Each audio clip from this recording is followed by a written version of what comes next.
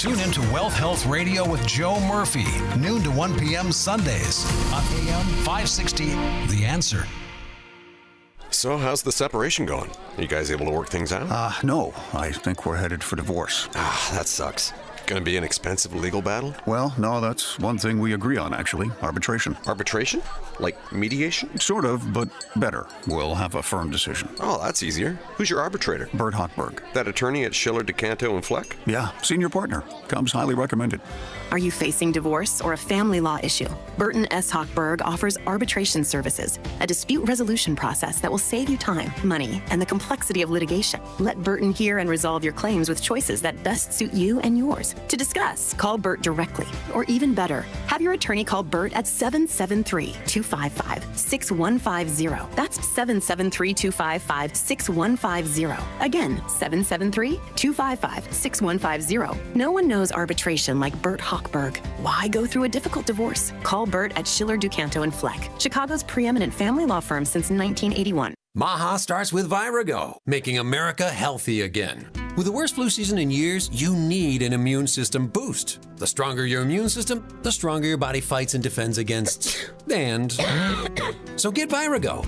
Vyrogo Immune Enhancement Support is a unique blend of 23 nutraceuticals, ingredients that have been available as individual nutraceuticals, but now working in synergy to maximize their effects. Recommended by medical physicians, dentists, and other healthcare professionals, Vyrogo is the nutraceutical cocktail for immune support. Developed to strengthen your immune system for quick response to immune challenges, for short and long-term immunity, antiviral, anti-inflammatory, antioxidant. It even protects your heart, kidneys, liver, all in a unique liquid supplement for better absorption. Order online at myvyrogo.com. That's myvyrogo.com. myvyrogo.com. Use coupon code IMMUNE to save 30%. Quality ingredients for optimum health. Maha, making America healthy again starts with Vyrogo. Hey, heard you're getting ready to move. We just listed our house on the market. Just make sure you have the right attorney. Doesn't the real estate agent take care of all that? They stay involved, but you want to make sure you have a great lawyer that's negotiating the terms, helping resolve inspection items, clearing up title issues, preparing the deed and other documents, and attending the closing. The attorneys at Nauman & Associates in Elk Grove Village have decades of experience handling real estate transactions every day all over Chicagoland. NALawGroup.com. Now, your official weather forecast. Sunny and breezy for today, high 52. Tonight, mostly clear skies, low 35. Mostly sunny on Saturday, high for tomorrow, 60. And on Sunday, clouds and sun, high 65. I'm Andy Robb on AM 560, The Answer. Get the latest weather, traffic, and news updates online at 560theanswer.com. Portions of the following show may be pre-recorded. Now, from the Signature Bank Studios. This is Chicago's Morning Answer with Dan Proft and Amy Jacobson on AM 560. The Answer.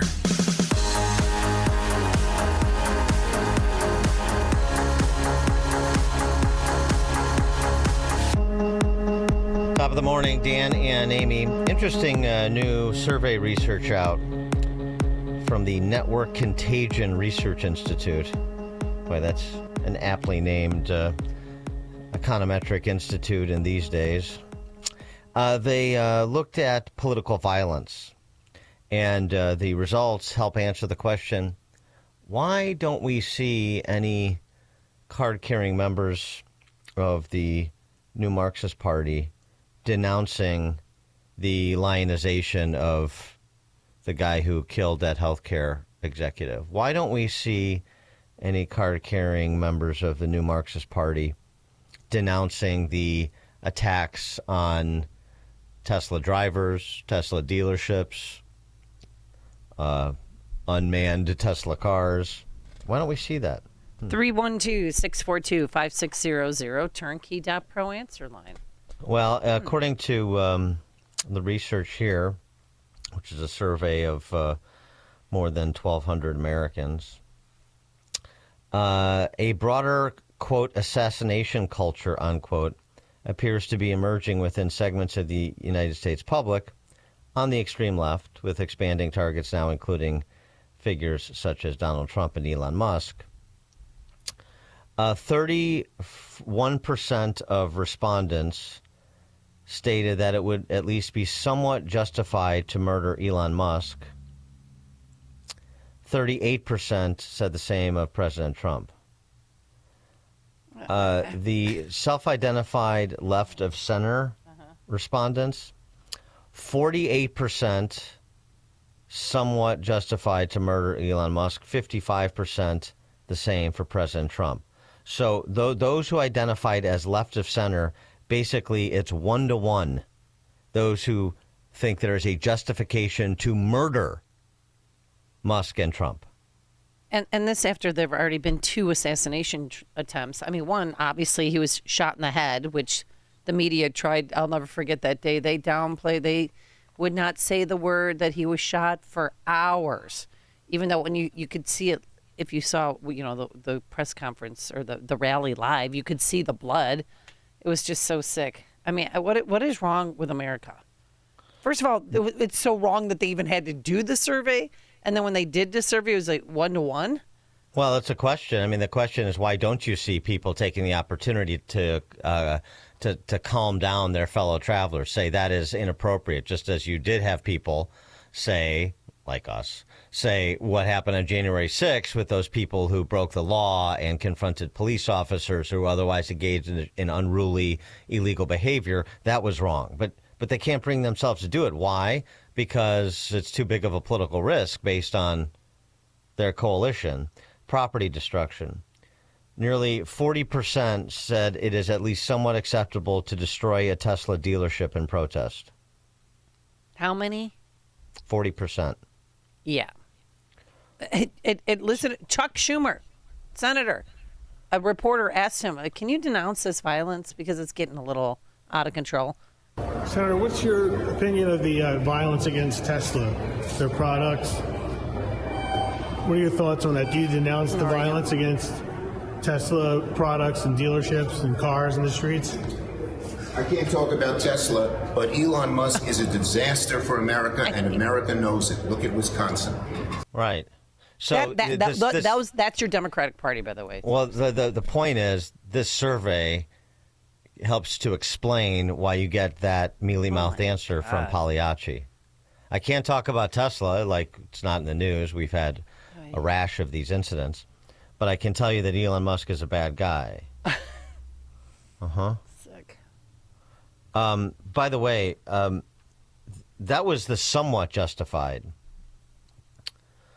13% said the murder of Trump would be completely justified. 9% said the same of Musk. So one in two say it's somewhat justified. 1 in 10 say it's completely justified. You don't even need a pretext. Over half of all respondents believe it is somewhat acceptable to destroy Tesla dealerships to protest Musk's involvement with the Trump administration. It's sort of, I would find these to be rather, I mean, we've had a lot of jarring survey results over the last several years, but this would be right up there with them. I mean, the 68% of respondents not at all justified to murder Elon Musk. 62% not at all justified to murder Donald Trump. Those are not encouraging numbers. I mean, those are not encouraging numbers. Yeah, it doesn't sit with me well that they even took the survey. Well, you want to know why Chuck Schumer gives answers like you just heard. Well, now you know. Craig in Mount Greenwood. Oh, hey, good morning, Dan and Amy, and thank you very much for taking my call. There's a Bible principle that says that people who reject God, they're not of God, they're of the devil. And the devil is described as being a liar and a murderer. People on the left are really evil. It's not a real complicated thing. So when for their purposes, for the devil's purposes and evil, murder and lying and everything, it's to the nth degree. That's why these people think the way they do. Thanks for the call, Greg. I mean, of course, not all, but those who are and those who platform it because there's political capital to be gained or perhaps political capital to be lost if you were to denounce it, if you were to provide leadership. A good piece by Paul Gottfried on the same topic in Chronicles, the piece entitled On Democratic Party Violence. Democrat operatives and their media allies are not looking in the mouths of the unhinged gift horses they've created. They learned after the 2020 riots they helped abet how much partisan violence they can get away with stirring up. While the staff of Kamala Harris and other prominent Democrats were bailing out the arsonists who burned Minneapolis during the George Floyd riots, enabling them to return to their criminal activities, the media provided cover for the party they slobber over, just as they're doing now. News interpreters went apoplectic, attacking Trump's policy of calling out the National Guard during those riots, and they focused their feigned anger on Kyle Rittenhouse. He marks the occasion of a bomb that was thrown into the Tesla vehicle of a pregnant woman in Vancouver. Oh my God. That happened. Well, and why aren't people talking about that? Because remember, I said, a few weeks ago, eventually somebody's going to die by accident, involuntary manslaughter, or get shot. Good God, they could have killed 2 people. But as they would say, they only killed 1, Dan. Yeah. But you have to understand that this is a feature, not a bug. Okay. And, what do you see attendant to all of these protests du jour? I know it's the campus pro-Hamas protest only turned violent when police showed up, as if police were the instigators. I mean, we are familiar with all of the cover stories, all of the rationalizations, all of the misdirection plays, but just understand something. Based on self-identified left-of-center individuals, you have a huge cohort that sees political violence as a legitimate means to political ends. That's the big takeaway. This is what they believe. This is what you're up against, and you should always have a good handle on your enemy. George in Naperville. Remember the words of Michelle Obama, when they go low, we go high. And Yeah, I think right. those were replaced by the words of Eric Holder, who said, when they go low, we kick them. So, yeah, the the phony high-mindedness of Michelle Obama has long since been relegated to the past, has it not? Yes, and her podcast is getting worse now. Every day, fewer viewers. Oh, wait, the relationship podcast with Brother Craig you is didn't not hear? taking off? Oh, no. Yeah. I mean, Yeah. it hit a high of 335,000. Now it's back down to 62,000. I'm glad you're keeping track of it so I don't have to. I know, I did. I mean, Coming up at 5:38, voter registration legislation moves out of the House, 5:38. But first, let's stop by that newsroom and say good Friday morning to Nikki Whaley. Good morning. It's 38 degrees in Chicago in the AM 560, The Answer Newsroom. I'm Nikki Whaley. The House and Senate will continue hammering out details when it comes to President Trump's budget plan. The House narrowly passed a revised blueprint for the budget Thursday morning. Afterwards, House Speaker Mike Johnson said that the committees of both chambers will be working collaboratively over the 2-week recess to find more savings. The House-approved plan would raise the debt limit. President Trump says a deadly helicopter crash in New York City was terrible. 6 people died after the helicopter plunged into the Hudson River Thursday afternoon. On social media, Trump said that the footage of the accident is horrendous. The bodies of 3 adults and 3 children were pulled from the water, and officials confirmed the victims, including a family visiting from Spain and the helicopter pilot. 2 Chicago men are accused of shooting and critically wounding a driver on the west side. The crime happened on March 2nd in the 700 block of South Springfield Avenue. Robert Norris and Tyron Norris are charged with attempted murder. This report is sponsored by Rapid Radios. Rapid Radios are instant push-to-talk walkie-talkies offering national LTE coverage and no subscription ever. Business owners can keep in touch with up to 200 staff members at one time. Go to rapidradios.com now for up to 60% off and free shipping. A check of the roads coming up in 2 minutes on AM 560 The Answer. Charlie Kirk sees a politician keeping his promises. Trump is starting our 1,000-mile journey with a great big leap. But most importantly is he's fulfilling the promises that he made. You want to see a much more dramatic, horrifying political moment? If President Trump would have just said, just kidding, just like every other politician, I say one thing and do another. Instead, it's promises made, promises kept. The Charlie Kirk Show, weekdays at 11, right before Hugh Hewitt at 2 on AM 560. The Answer. In 2012, the Journal of Cognition and Emotion published a study that showed that we make a decision to trust a person within 100 milliseconds of seeing their face. Making a good first impression has never been more important, and you can make that positive impression with a professional headshot from Tom Killoran Photography. Whether you're a job seeker trying to land your next position, or you're looking to build your business by connecting with prospective clients and customers, you need a high-quality headshot to use with your resume, portfolio, website, or other marketing materials. The experts at Tom Killoran Photography can work with you to capture the exact look you need for your professional presentation. Tom Killoran Photography is also the official photographer for AM 560 The Answer. To learn more and to see a sample of their work, just visit KilloranPhotography.com. That's KILLORAN Photography.com, or call them at 708-361-0025. Tom Killoran Photography, capturing important life moments for over 30 years. National security is at risk, and China controls most of the world's supply of antimony, a critical metal for military and defense technology. Military Metals Corp is taking action and securing a Western-controlled supply with projects in Europe and North America. Critical minerals are the backbone of modern defense. Now's the time to pay attention. The stock trades on the OTC under ticker MILIF. Call your broker today or go to www.militarymetalscorp.com to learn more. Salem News Channel is America's fastest growing conservative TV network. It's an absolute crazy day. Home to the largest lineup of free speech champions anywhere, delivering in-depth insight and unapologetic opinion on today's biggest news stories. Americans aren't going to put up with this anymore. S&C brings you the news that matters, told with integrity and clarity. Watch Salem News Channel free 24/7 on your television. Stream now on Samsung TV Plus, channel 1177. Steel walk-behind, zero-turn, and stand-on mowers are built to get the job done. Shop online or at your local Steel dealer. Steel, let's go mow.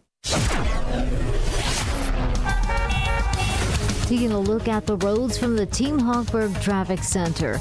The Edens inbound from Lake Cook to Montrose, 14 minutes. Outbound, about 14 minutes. On the Kennedy, inbound from Montrose to the Byrne Interchange, 7 minutes. Outbound, about 12 minutes. On the Eisenhower, inbound from Wolf to the Old Post Office, 12 minutes. Outbound, 13 minutes. On the Stevenson, inbound from around the Tri-State to Lakeshore Drive, 15 minutes. Outbound, that's about 14 minutes. Traffic is a service of Anthony DeGrotto State Farm. Guest contributor to Get Down to Business with host Shalom Klein, heard Sunday at 6 p.m. Hear why Anthony's team is like a good neighbor. State Farm is there. Chicago's Morning Answer continues next, but now a check your forecast from the National Weather Service. Sunny and breezy for today, high 52. Tonight, mostly clear skies, low 35. Mostly sunny on Saturday, high for tomorrow, 60. And on Sunday, clouds and sun, high 65. I'm Andy Raub on AM 560, The Answer. Now, from the Signature Bank Studios. Only the biggest stories, only the biggest guests, and only the biggest opinions. This is AM 560, The Answer.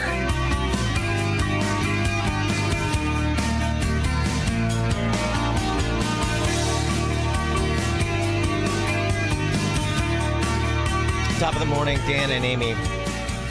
Just picking up on the discussion we were having about political violence as a means to political ends, something that's supported, according to recent survey research by half of Democrats, basically, including more than a third who could find somewhat of a justification to support the murder of Elon Musk and Donald Trump.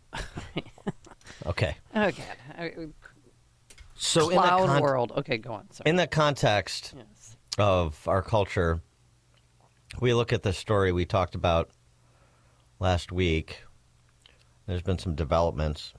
Talking about the murder of Austin Metcalf in Texas, that football player and track athlete with the twin brother who stabbed to death at a track meet. Yeah, died in his twin brother's arms. I mean, it's just horrific. And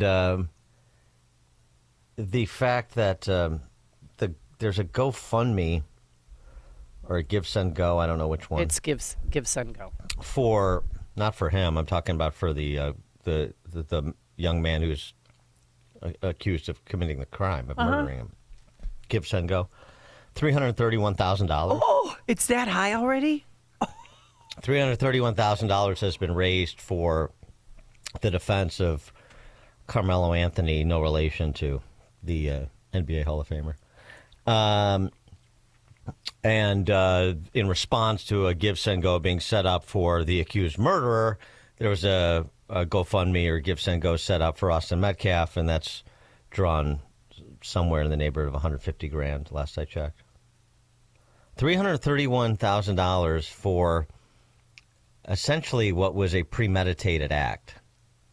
I know that the defense is suggesting self-defense here, that there was some sort of altercation and it escalated, at which point Anthony took out a knife and stabbed Metcalf. But yeah, because you always bring knives to track meets.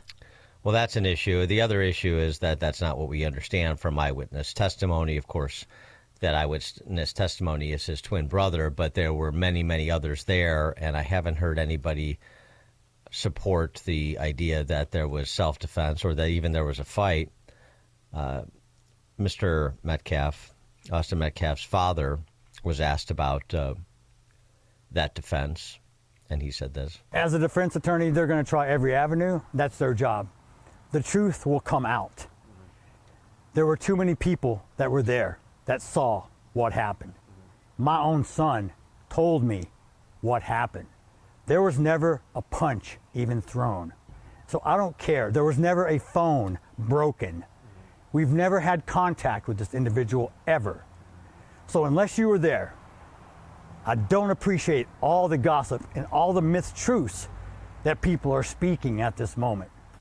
And don't forget, Mr. Metcalf like immediately forgave the accused murderer of killing his son, explaining that it was really not as much for him as it was for not as much for the accused murderer as it was for him, Mr. Metcalf, the father, because I got to make peace with it, and I got to take care of my other son and my family, right. And I can't let this eat me up. I mean, it's tough stuff. This guy is, Metcalf father is pretty impressive, pretty thoughtful guy. Okay. He talked about the support that he's received from the small Texas community in which he and his family reside. And I have support of my friends, my family, my neighbors, the community, people I don't even know, my coworkers, everyone. We had a vigil last night at the church. It was full. It holds 1,700 people, impromptu. It was the most moving, touching thing I could ever feel. This is about human compassion. The world needs more kind people. If you can't find one, be one. Oh my gosh. 312-642-5600, turnkey.pro answer line. $330,000 contributed to the guy accused of killing that guy's son. It's more. I'm on the website right now. It's $349,000. And reading what people. Well, I know because it keeps changing, and I'm sure it'll change during the segment. Praying for you, what people are writing, sending prayers that truth and righteousness will prevail. Free this young man. He did nothing wrong. I mean, somebody's quoting the Bible. Please stay strong. You got this. I pray that the jury sees you were antagonized. What? I don't understand. It's the same thing with the Luigi guy. I mean, he actually had to come forward last week, Dan, to ask women to stop sending him photographs to the jail because they can't keep up with all the mail that he's getting. Yeah, well, there's a lot of. I mean, I know that's a whole why Dan subculture. What's a subculture? That's a whole why Dan Propped a single segment, but hey. Yeah, so the 337,000 or 349,000 now. Why do you think people are giving? Because he's black. Part of it. Because he killed a white privileged kid who's not really that privileged. He just worked hard for everything that he had. Linebacker of the year, was going to play football for a D2, D3 school in the fall, had straight A's. I mean, he was a perfect kid. He was every mom's dream. Why are they giving? 312-642-5600, turnkey.parental. One word, why are they giving? Tony, Downers Grove. Why are they giving? Why is social media riffed with comments that he deserved it? And that was just same. It's the same one-word answer. Why do you think that is? I don't know what it is, Dan, but I think it's despicable that we see this stuff on social media. It is what it is, but it's not gonna help anything. It's not gonna help anything. And there's a whole chorus of. But there's a whole chorus of people out there that feel this, they perpetrate it, and they're going to continue to do it. And I don't know if social retribution is a good strategy moving forward for many people, but that's where we're at right now. Thanks for the call, Tony. Oh, one word. That's a good question, Dan. Very thought-provoking. One word, one reason why.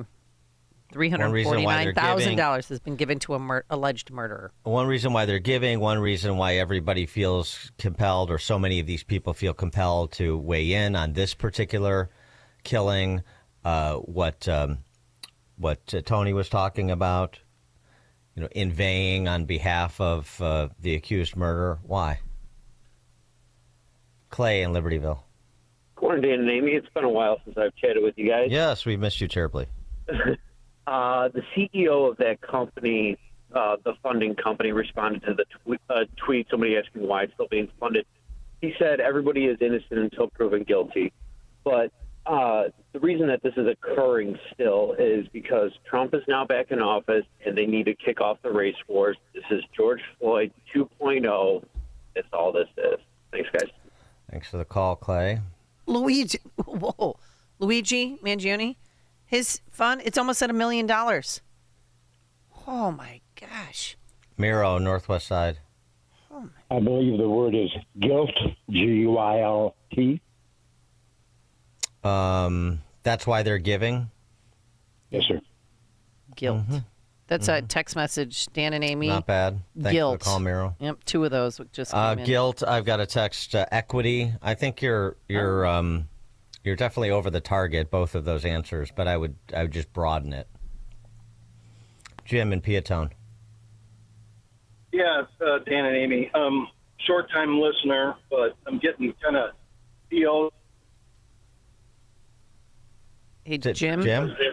Jim, you cut out on us. You said we cut out if you said short-time listener. Funny. The real story needs to come out. There's been teachers have been fired, several teachers, because they've told the truth on Facebook. They're squelching the word.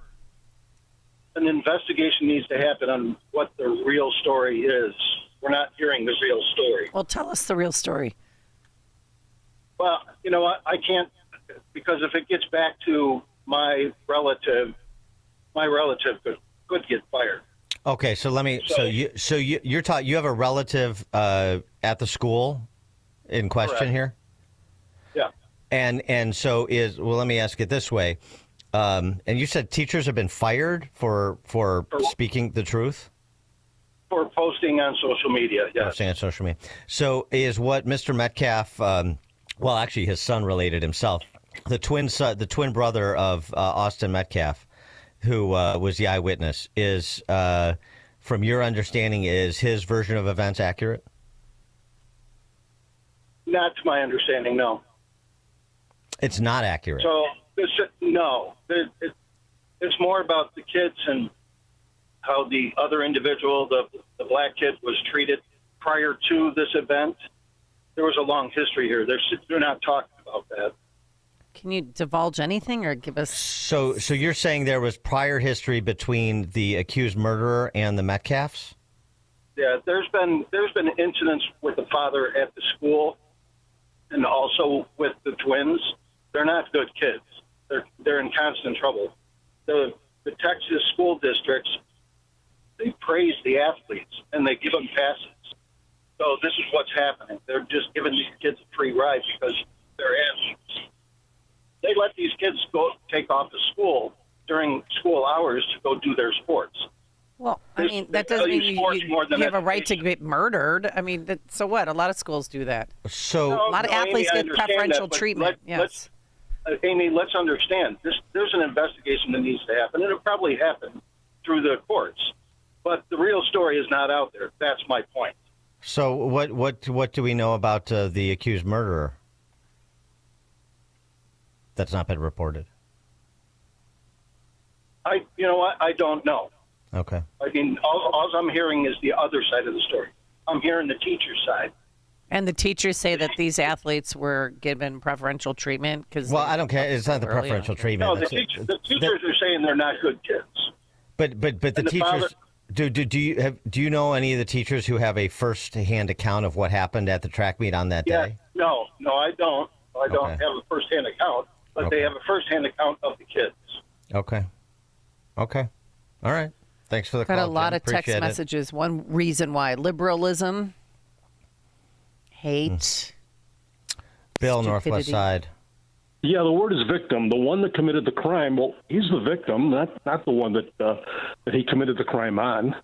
That's the way it's always portrayed in certain, as long as there's a racial component to the crime. Thanks for the call, Bill. Larry in Elmhurst. Hey, good morning. Hey, there's two words, actually, revenge and penny. Penny? Daniel Penny? Oh, Yeah. Daniel Penny. Yeah. Thanks for the call, Larry. Well, it's sort of the same thing. The one word to explain the reaction to Daniel Penny and the martyrdom that was associated with the person that he accidentally killed.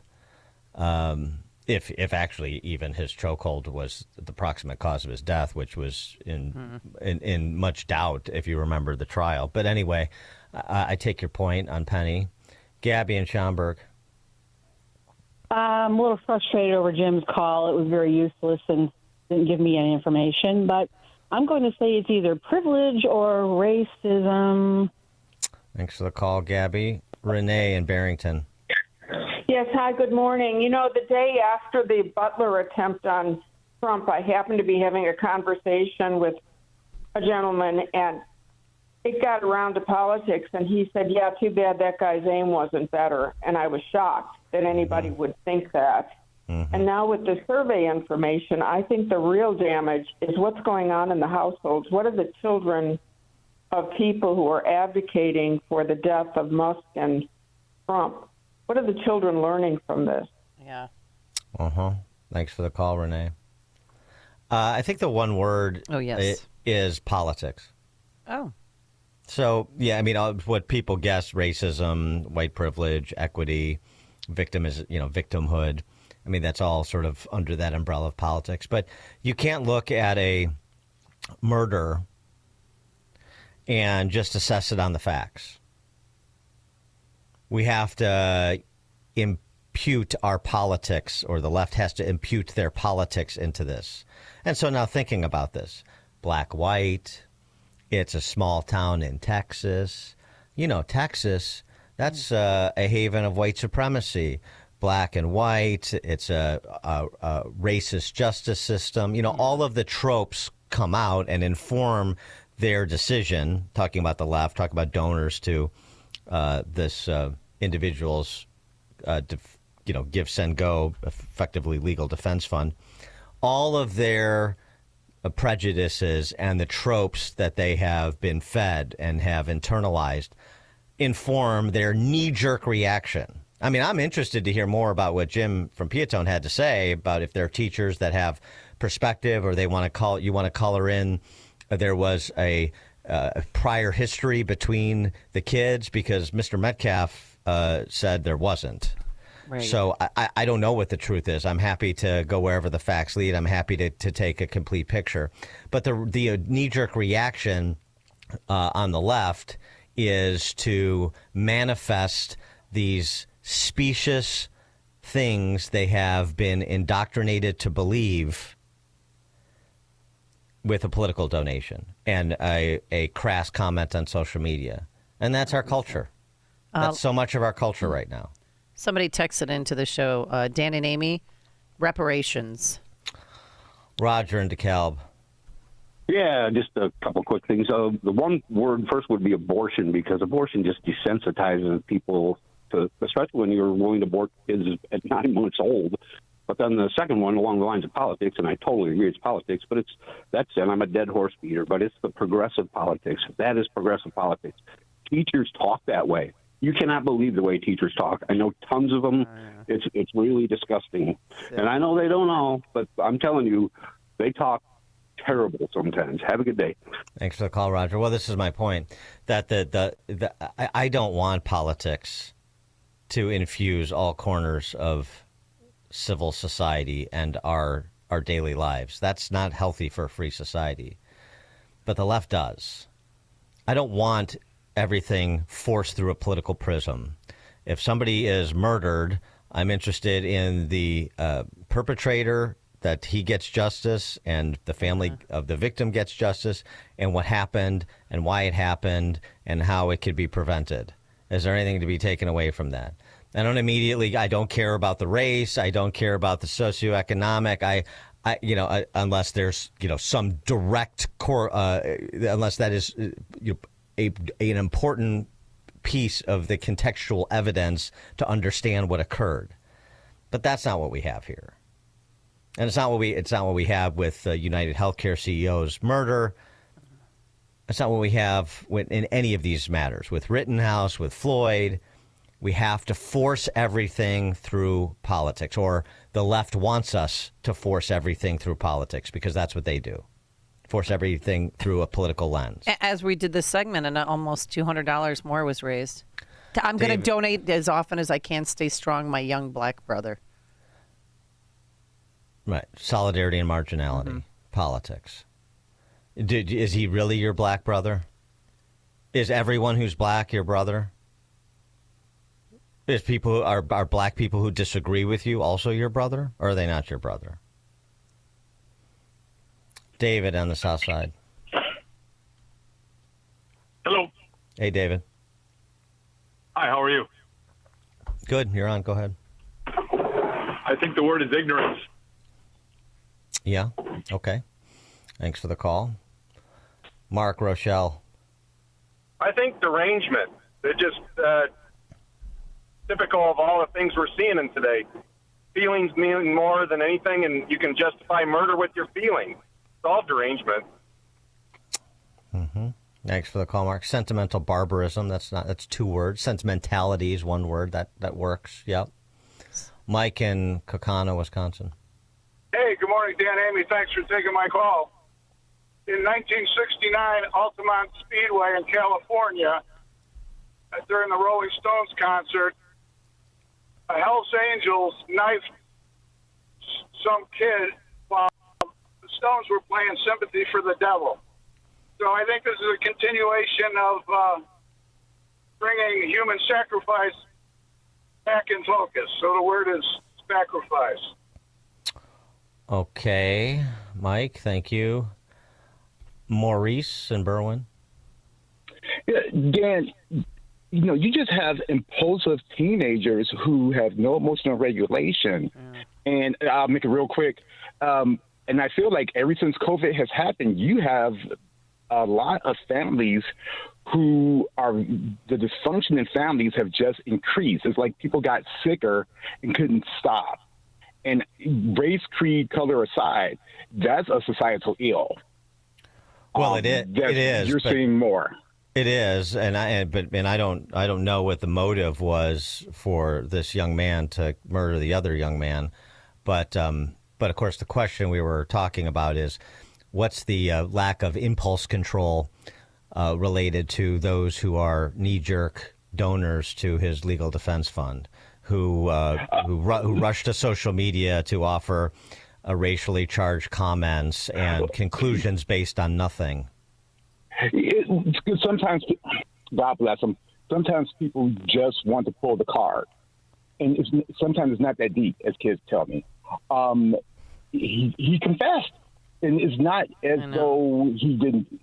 And hey, I'm the first one to say, hey, sometimes just because I'm black doesn't mean I'm always wrong, as I tell people at work.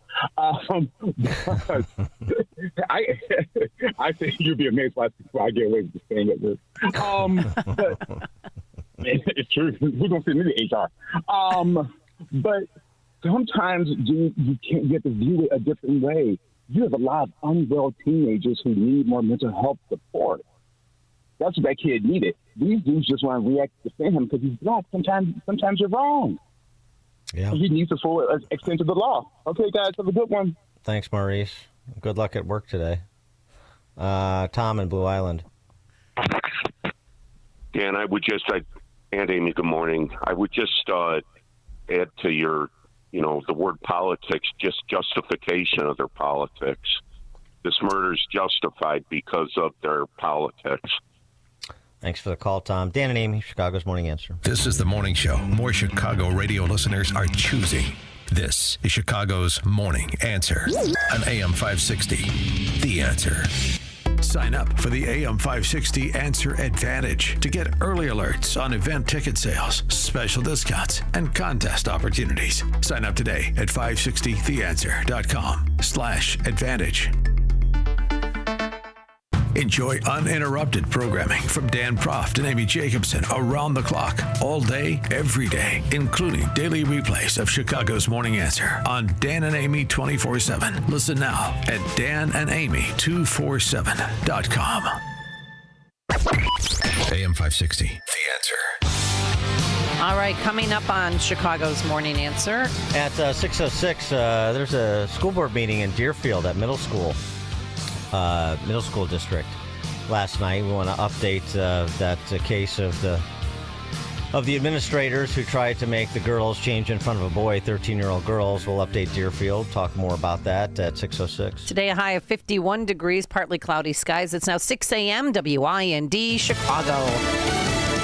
China escalates the trade war. I'm Dave Anthony, Fox News, matching the new U.S. tariffs this morning by upping the charge on American imports there to 125%. The U.S. is charging 145% when you add an earlier tariff. Chinese President Xi Jinping saying today his country is not afraid. Still, President Trump is not ruling out a potential deal with China or other countries. Well, I think it's very close, but, we have to have a deal that we like. We don't want a deal that's going to be a bad deal, or I could make every deal in one day if I wanted to. Also happening this morning, President Trump is doing his annual physical exam. The president expressing confidence, saying he's never felt better, but these things must be done. That's Fox's Madeline Rivera now on Wall Street. More volatility around the tariffs and the economy. Stock futures are rising the day after another plunge when the Dow dropped a little over 1,000 points. The Nasdaq lost more than 4% following Wednesday's big rebound.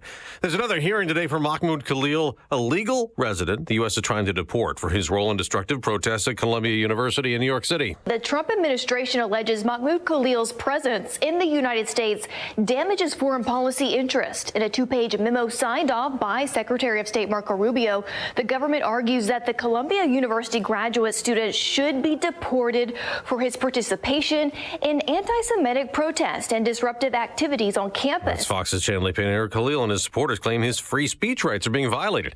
The Supreme Court has ruled the Trump administration must work to facilitate the return of a legal resident deported to El Salvador. The government admits there was an administrative error removing Kilmar Abrego Garcia, but they still insist he's a gang member. Investigators still trying to figure out why a helicopter crashed in the Hudson River in New York City City, killing the pilot, 5 others. A family of 5 visiting New York City from Spain. They were taking a helicopter tour of the New York City skyline when that helicopter broke apart midair and went down. That's Nate Foy. America's listening to Fox News.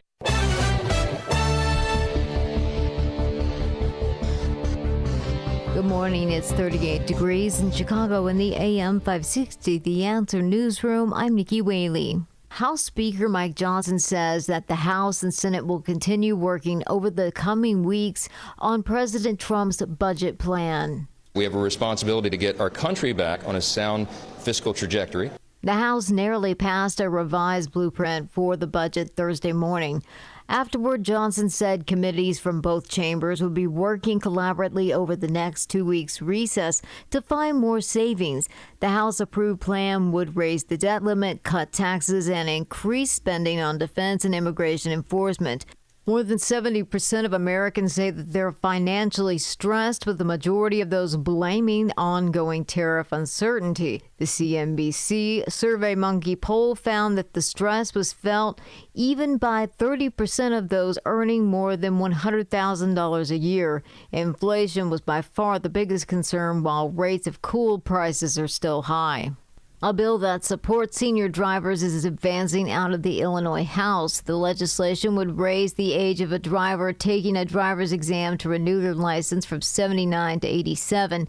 The measure was approved by a vote of 114-0. If the bill is signed by Governor Pritzker, drivers who are 79 and older would have to go in person to the Secretary of State's facility to renew their driver's license. News is a service of almostfreeteeth.com. Have you been getting high quotes for dental implants? With medical PPO insurance, it's possible to save 90% off on average. See if you qualify today at almostfreeteeth.com, making smiles great again. A check of the roads coming up in 2 minutes on AM 560, The Answer.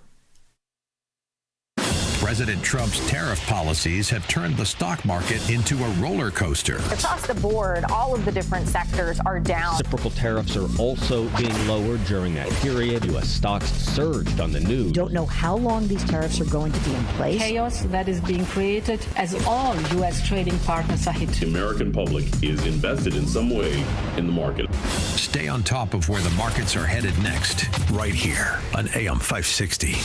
The Answer. Rick Borick, host of Unleash Your Wealth. When the stock market struggles, when inflation is high, you need to start looking through the inventory of all your accounts and say, is every one of these investments working as hard as it could be? Because every month during high inflation that you waste, you're losing 8 or 9% a year. Unleash Your Wealth, Saturday at 7 a.m. and our new time at 2 p.m. here on AM 560, The Answer. All of us need to be prepared to defend ourselves and our families, and we need to start with the less lethal option to avoid the legal complications associated with firearms. Byrna has their less lethal pistol launcher. It is equipped with tear gas and kinetic ammunition. It is designed to incapacitate any attacker for up to 40 minutes. Go to their website, byrna.com/Hannity. Right now, you'll get 10% off. Let me tell you this Byrna story. Bob was at home. An intruder physically forced his way inside. Now, luckily, Bob had just received his Byrna 4 days prior to this incident, and he used it to get the man outside and off of his property. Byrna, it's legal in all 50 states.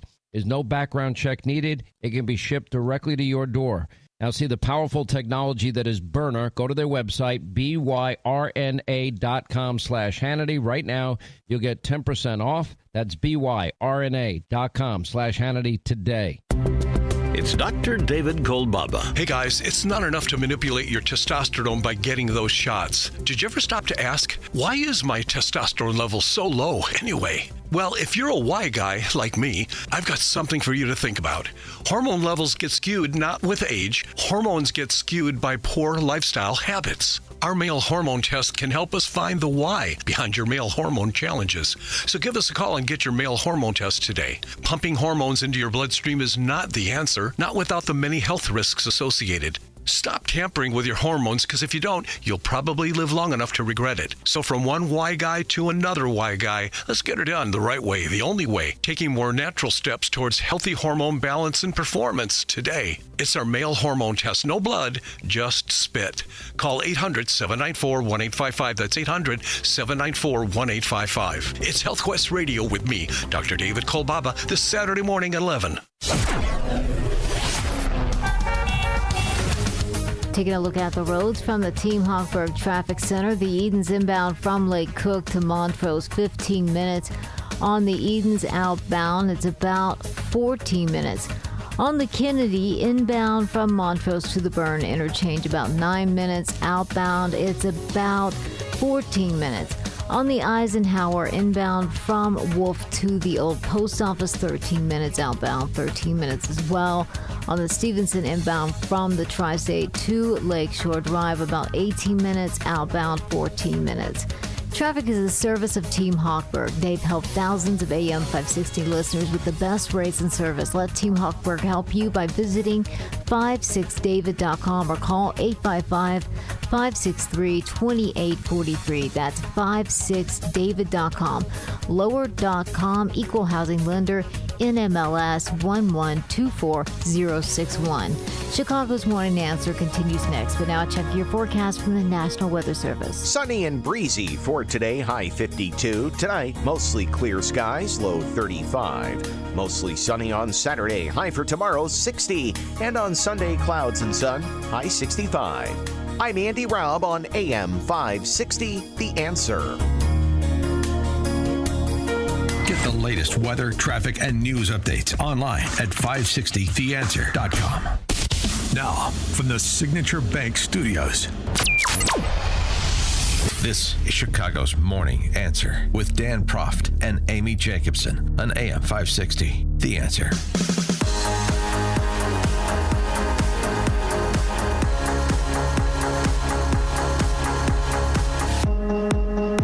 Top of the morning, Dan and Amy got a press release from Moms of Liberty, the Lake County chapter. They've launched a campaign to support the 7th grade girls at Deerfield's Shepherd Middle School. This is where Nicole Georges's daughter and others were allegedly,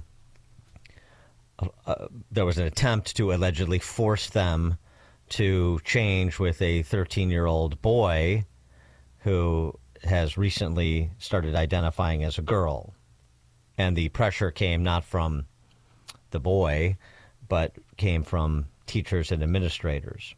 Now this is the subject of a DOJ investigation and the possibility, importantly, of a criminal referral. As we mentioned, that if what is alleged did indeed happen, and there is some evidence that it did, then you potentially have a violation of the law. And we understand that El Reinhardt, the Lake County State's attorney, is not likely to look into this, but the Department of Justice is looking into it. Wouldn't that be interesting? Boy, if it rose to the level of criminality, that would get some people's attention. The Moms for Liberty campaign up in Lake County demands that the Deerfield Middle School District 109 align policies with Trump's EO protecting female spaces, allow PE participation without changing clothes. PE participation without changing clothes. I don't know about that. I mean, you don't. Well, I mean, I guess it's a government school, so they basically wear gym clothes to begin with, don't they? Does anybody at government schools actually dress nicely? Well, certain teachers, I know when I was... I'm talking about the kids. The kids. Oh, yeah. No, they all dress... It's like freaks and geeks, right? It's like slobs. They're all slobs. Yeah. It's a lot of skin showing on certain people, and yes.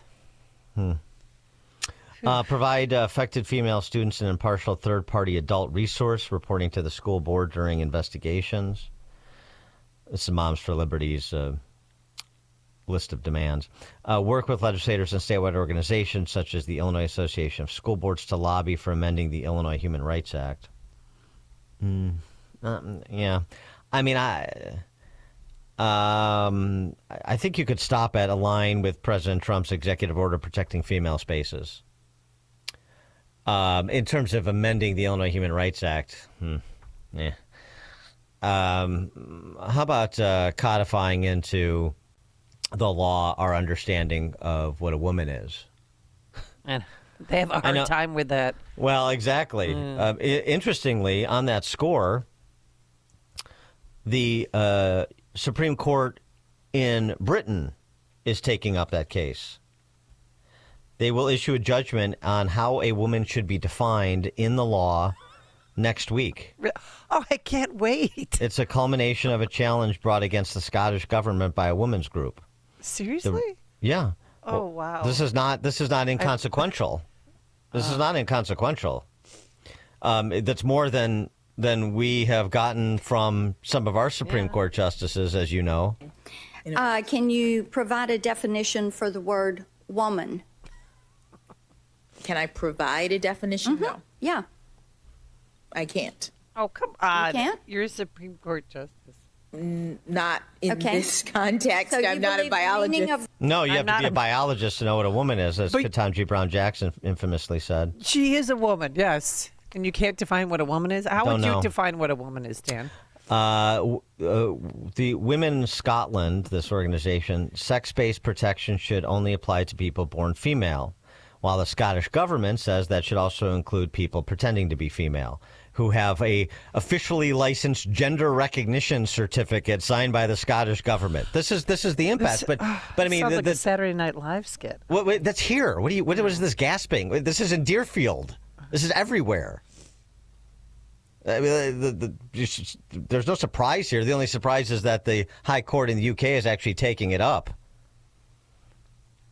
As I said, more than we have gotten from our court to this point. Corey and Woodlawn, you're on Chicago's Morning Answer. Hey, thanks for taking the call, Dan. Good morning, Amy. You know, a gentleman named Saladin made a statement. If you want to ruin society, make them overly focused on sex. And it's because the testosterone has left the room. These people are focused on things that make no sense. These are imbecile things, like if someone's a woman, someone's a man. This is getting out of control. Where are the men that's standing up for their daughters? They should have taken care of this a long time ago. I'm not talking about with violence, but they should have stood up with their voice and say, hell no, I'm not allowing this to happen to my daughter. They essentially rape these kids. Yeah, thanks for the call, Corey. I mean, we're still waiting to hear from the men, if there are any, in Deerfield. Yeah, where are the dads? Pops, it's time to come forward, you know what I mean? Need a lot more dads at board meetings, school board meetings, as we've been saying for years now. Like this dad who attended a Colorado school board meeting, the district that covers Fort Collins. Middle school, again.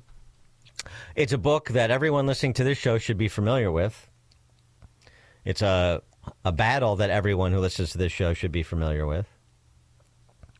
And for those who are not familiar with it, you should get familiar and spread the word and take up the case the way that this dad did in Fort Collins, Colorado. The book Genderqueer. Years we've been talking about it. Mm-hmm. By the way, even the author says this is not appropriate for minors. Really? And yet it is in middle schools and middle school libraries all over the country. Yeah.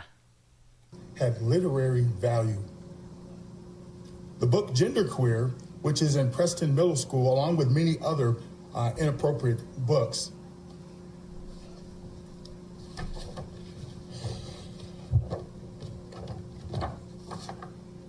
This illustration from Genderqueer shows a naked man on his knees with a full erection while fondling a nude little boy's erect penis. See, that's gross. Please explain to the public the literary value of this material and why it is appropriate to provide this filth to children. This is a violation of federal law. Section 1466A Title 18 of United States Code. Look it up. You'll go to prison for this. You are all criminals, and one day you'll answer to these crimes and the harm that you have caused to children. Same book. That is a child sucking a penis. A penis, a child. This is in Preston Middle School. Take your children out of these government schools. That's pretty good advice there, that last line. I didn't know it was that graphic. Dear Lord. In Colorado, sticking in Colorado for a moment, the importance of these battles in places like Fort Collins or Deerfield or the UK before our courts. Again, what you're going to hear about legislation pending in Colorado should not come as a surprise to anyone. This has been in operation in California for some time, for example. This is being advanced and has been advanced over the last several years in several states. And now it comes to Colorado. Even with Trump in the White House, it doesn't end. They don't let up, the cultural Marxists. This Colorado House bill, if signed into law as written, would mean if a parent misgenders their child, meaning refers to them by their gender at birth or dead names, calling them by their old name, it could be considered a form of coercive control, and that could impact custody decisions. From the bill summary, quote, a court shall consider reports of coercive control when determining the allocation of parental responsibilities in accordance with the best interests of the child. One of the sponsors of this bill says this is about protecting the child's best interests and the rights of parents who support the child's gender identity. House Republicans in the minority here call it misguided and a threat to parental rights. I believe it's misguided. It fundamentally oversteps the proper role of government. It threatens parental rights. It raises serious constitutional issues. This is not protecting children. It's weaponizing the courts against parents. Yep. And under that same Colorado House bill that's going to go to their state Senate, healthcare companies, Dan, have to pay for if the person, the kid or the adult wants hormone therapy, lip augmentation, breast augmentation, rhinoplasty, nose job, permanent hair removal, facial skin tightening, chin surgeries, things that are elective surgeries. Now, under that bill, the insurance company has to cover it if somebody wants to transition.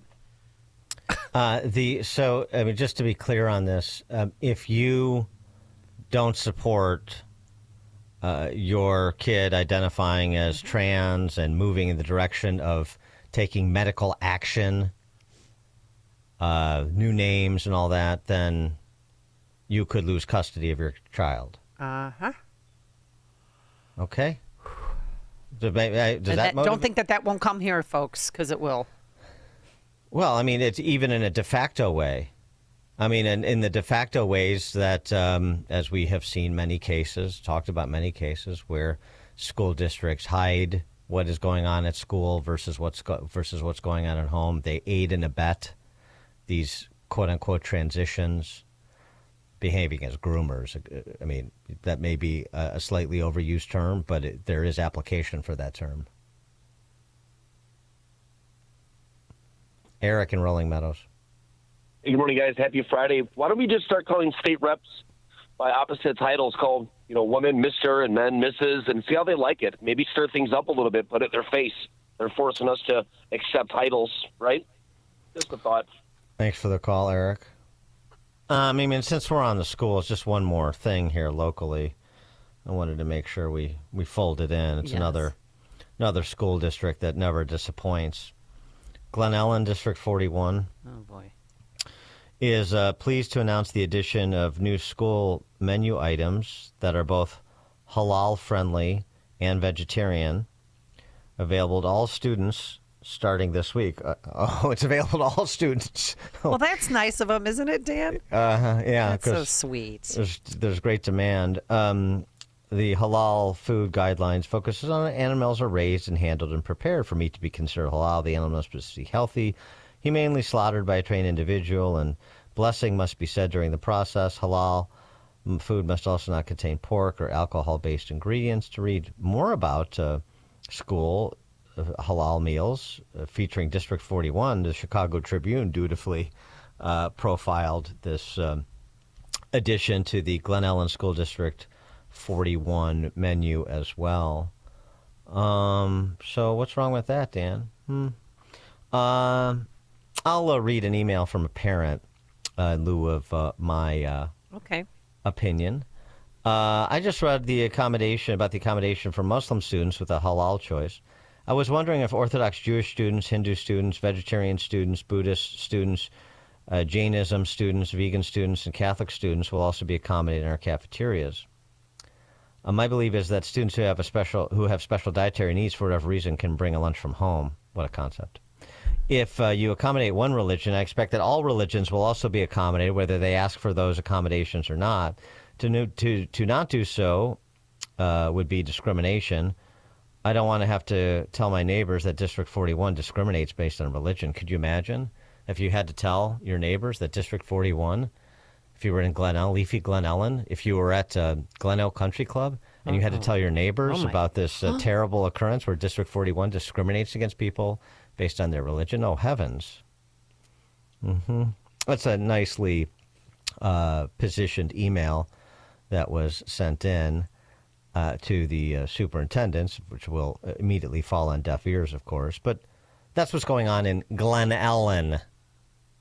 And next up will be something that is happening back in the UK, which, of course, has totally lost its mind. But just because the UK Supreme Court is taking up the what is a woman question doesn't mean they're going to come down on the right side of that question. I'm not expecting that at all. The UK is way gone. And we're not far behind. Nope. In the UK, elementary school canceled its Easter celebrations in the name of diversity and inclusion. The school opted to commemorate Refugee Week instead of Easter to celebrate inclusivity. Can't do both? Okay. No. Because being a Christian is wrong. It's evil, right? Yes. Okay. Well, exactly right. I mean, picking that up from what you're laying down. Yeah, they certainly were not going to replace a Muslim holy day with Refugee Week. Right. Mike in Barrington. Yeah. Hey, Dan. Amy, thanks for taking my call. I just wanted to mention in Illinois right now, they're trying to take more of those parental rights away with House Bill 2827. It's against homeschoolers, and it's even making it a criminal act if parents don't register their homeschool students. And it has no funding. It has no. Again, it's just an attack on parental rights. And I hope any listeners that can contact their reps about it. It would be great to get the word out about that as well. Yeah, thanks, Mike. We've talked about that quite a bit over the last several weeks. That bill is sponsored by Glen Ellen's very own Tara Costa Howard. Glen Ellen strikes again. Makes sense, yes. Isn't that interesting? 50,000 witness slips in opposition to 2827. Most that any legislator I talked to has ever seen. Homeschooling families punch above their political weight, as I mentioned before, but that doesn't mean this time they will be successful. I think it's a close call. It probably gets out of the House. Maybe Pritzker stalls in the Senate or Harmon does because they don't want the fight. They don't want the stink. Well, what they're doing is wrong, and I think that Well, that has nothing to do with what they will ultimately do, whether it's right or wrong, obviously. But it's just a question of political calculation, cost. Is this a political cost? Is this going to jeopardize some of our target seats in the 26 elections, that sort of thing? It has nothing to do with right and wrong.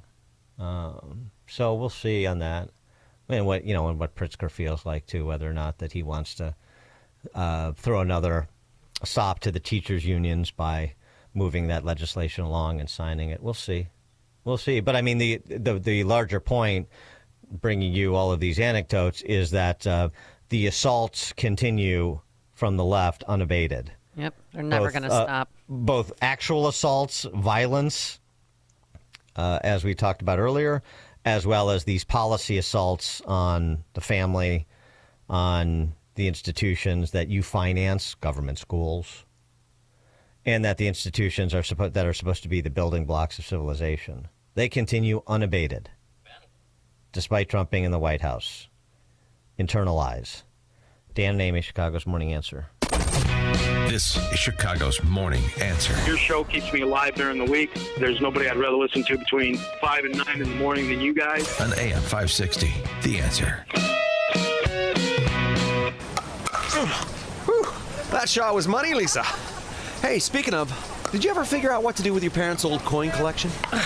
Not yet. I need a reputable dealer to appraise them. I have no clue what they're worth. I just finished working on my dad's estate collections. I took it all to Fox Valley Coins. Their customer service was the best. Plus, they're super honest and reputable, but most importantly, experienced. They'll give you the best prices. Really? They handle estate collections? Absolutely.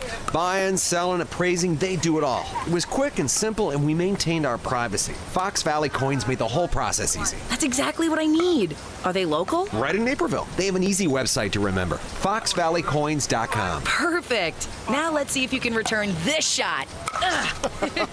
Whether buying or selling or just want valuation, Fox Valley Coins is your trusted gold and silver dealer. Visit Fox Valley Coins, 1 light north of I-88 on Route 59 at the Naperville-Warrenville border. FoxValleyCoins.com. Family-owned integrity since 1981.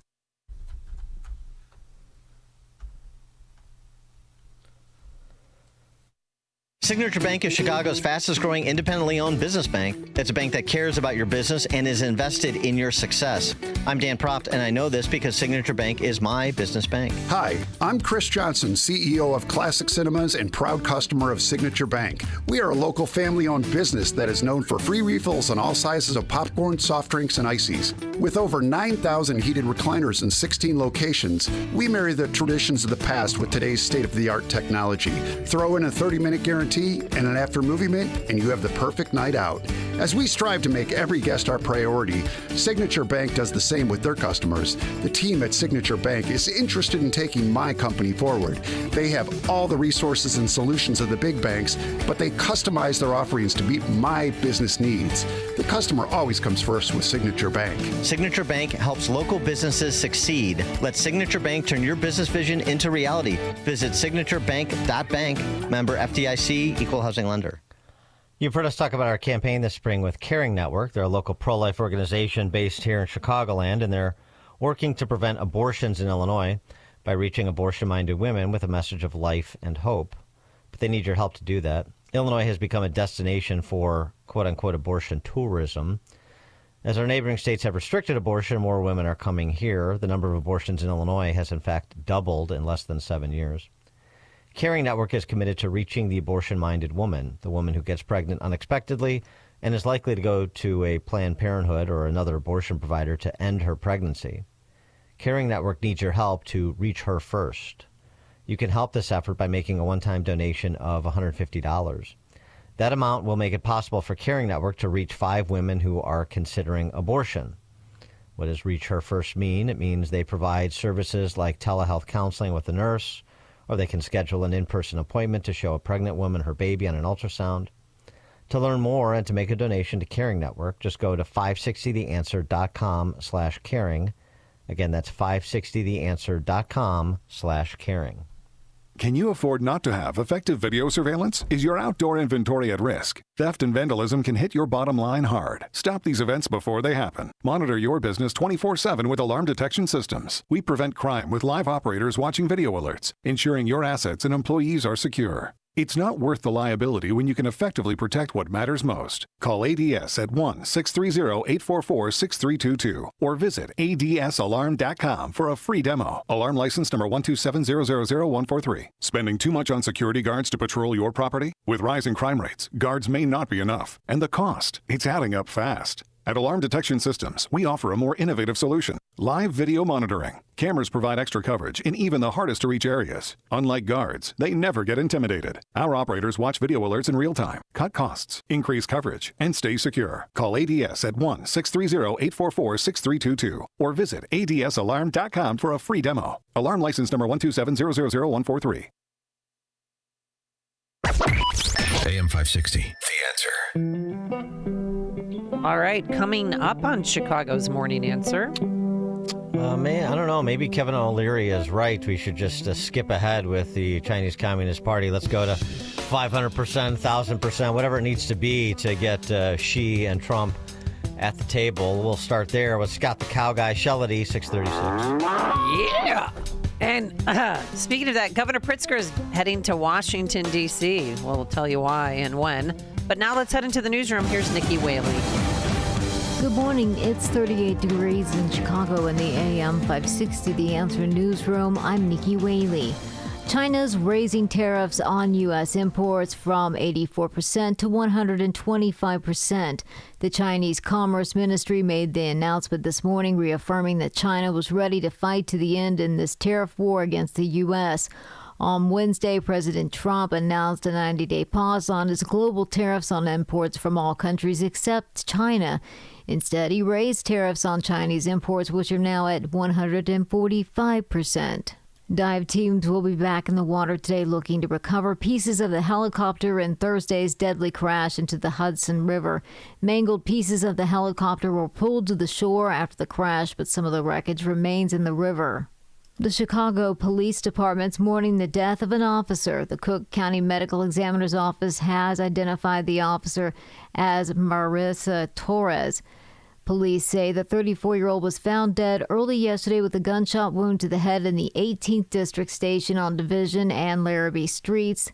The department is conducting a death investigation. News is a service of AlmostFreeTeeth.com. Have you been getting high quotes for dental implants? With medical PPO insurance, it's possible to save 90% off on average. See if you qualify today at AlmostFreeTeeth.com, making smiles great again. A check of the roads coming up in 2 minutes on AM 560 The Answer. Your home is a valuable asset, and you want to take care of your home. From roofs, siding, windows, and doors to furnaces, flooring, landscaping, and much more. Listen to your go-to for all things home. It's Home Answers Radio every Sunday morning at 9. Presented by Lang Home Medical Equipment, Valdecast Windows and Doors, and by JeffBuysYourHouse.com. Get answers from industry experts so you can make informed decisions about your home improvement. Right here on AM 560, The Answer. We all hear the radio ads about the IRS. They tell you to be afraid, to be scared, and they try to frighten you into calling. I'm not here to do that. Tax Relief Advocates is different. TRA is here to tell you that if you owe money to the IRS, whether it's $5,000, $50,000, or $500,000, we have a solution. It doesn't matter if you're sitting in your car, at work, or with your kids. No matter where you are, call now. 800-575-6745. Don't lose hope. TRA can eliminate or reduce what you owe to the IRS. There is zero risk to you. If we can't reduce your tax debt, then you pay nothing. Our passion is taxes and helping individuals fix their IRS problems. We have a 5-star rating on Google and Yelp and an A+ with the Better Business Bureau. You don't need to be afraid of the IRS any longer. End your tax nightmare today by visiting us online at TRA.com or call 800-575-6745. That's 800-575-6745. Tax Relief Advocates. Real solutions for real people. Invenergy LLC seeks a senior staff engineer, renewable procurement in Chicago, Illinois, to perform technical due diligence on solar photovoltaic PV module, inverter, and racking/tracker technology. Invenergy offers a variety of other benefits, including medical, dental, and vision insurance, 401k, paid time off, and in addition to base pay, the total annual compensation package may also include eligibility to participate in their bonus programs, which are designed to reward individual and company performance. Additional bonus eligibility information is available upon request. 100% telework permitted within the U.S. $82,000 to $105,000 per year. Apply at jobpostingtoday.com, reference number 43864. Again, Invenergy LLC seeks a senior staff engineer, renewable procurement in Chicago, Illinois. Apply at jobpostingtoday.com, reference number 43864. Steel walk-behind, zero-turn, and stand-on mowers are built to get the job done. Shop online or at your local Steel dealer. Steel, let's go mow. From the Team Hochberg Traffic Center, I'm Nikki Whaley. The Edens inbound from Lake Cook to Montrose, 14 minutes. Outbound, it's 14 minutes. On the Kennedy inbound from Montrose to the Burn Interchange, 12 minutes. Outbound, it's 17 minutes. On the Eisenhower from Wolf to the Old Post Office, 20 minutes. Outbound, it's about 31 minutes. On the Stevenson inbound from the Tri-State to Lakeshore Drive, about 21 minutes. Outbound, it's about 16 minutes. This report is sponsored by ExpressPros.com. It's time to bring people back into the hiring process. If posting jobs online and screening applicants is failing, turn to the experts. Express Employment Professionals. Go to ExpressPros.com to find the location near you. Express blends tech with local support. That's ExpressPros.com. Chicago's Morning Answer continues next, but now check your forecast from the National Weather Service. Sunny and breezy for today, high 52. Tonight, mostly clear skies, low 35. Mostly sunny on Saturday, high for tomorrow, 60. And on Sunday, clouds and sun, high 65. I'm Andy Raub on AM 560, The Answer. Get the latest weather, traffic, and news updates online at 560theanswer.com. Now, from the Signature Bank Studios. Only the biggest stories, only the biggest guests, and only the biggest opinions. This is AM 560, The Answer.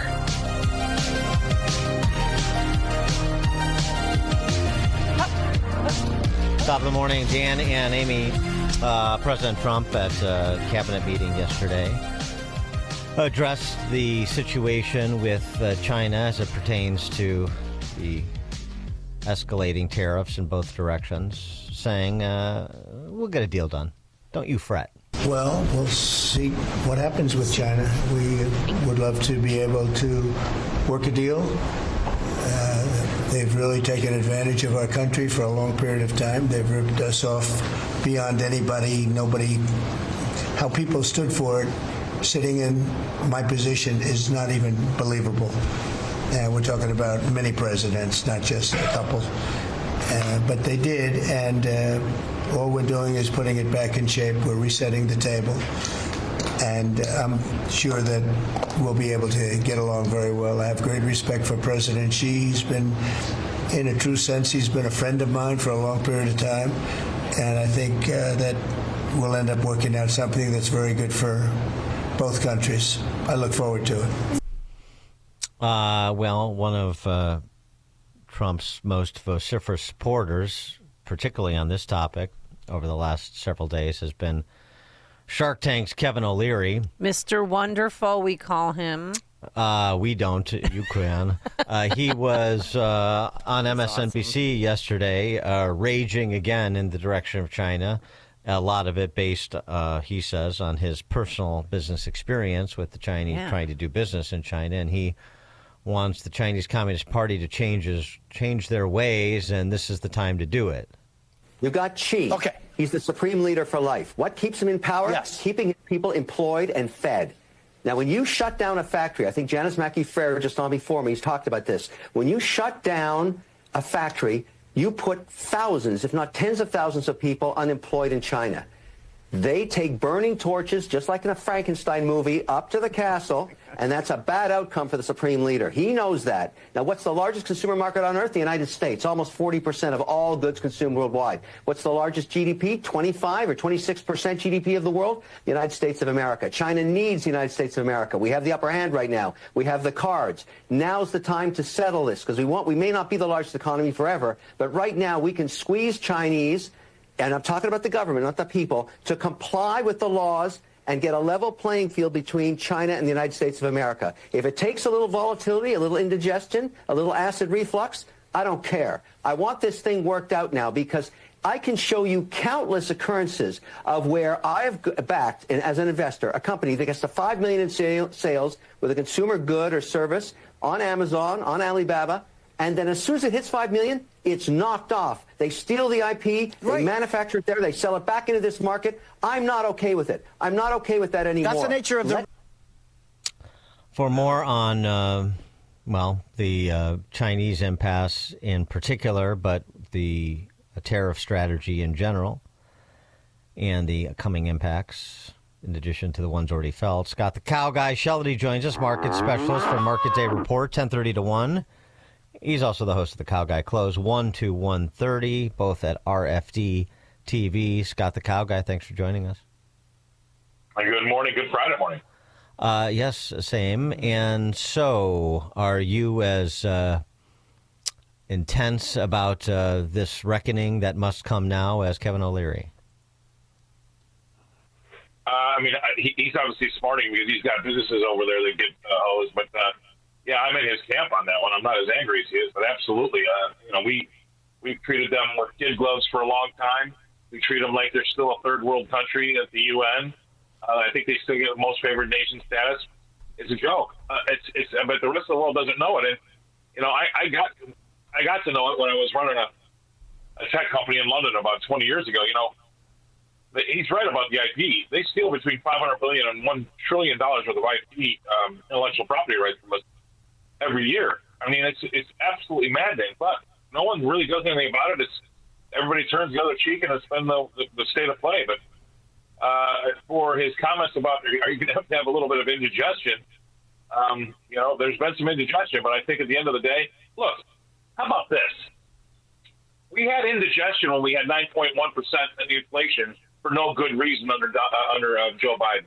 We had indigestion. We had 10 million people come over our border and make our cities not safe. We had indigestion with what was happening with our moral turpitude of our country. And now we got nothing for it. Well, you know what? Maybe we're going to get something for this indigestion this time around. Well, so what's the play in your mind if you are part of the team advising Trump? And what do you see from what he's done so far? What does it indicate he's angling to do? Are we going to completely decouple from China and figure out where else $600 billion worth of goods is going to be exchanged, or should there be a strategic decoupling on certain things? What do you think? I have a show where I speak to a lot of people in the financial community. There are some people on my show that work for big banks and some people that have their own firms. And some of those people refuse to invest in China. Some of those people refuse to take their customers' assets and buy Chinese stocks here in the U.S.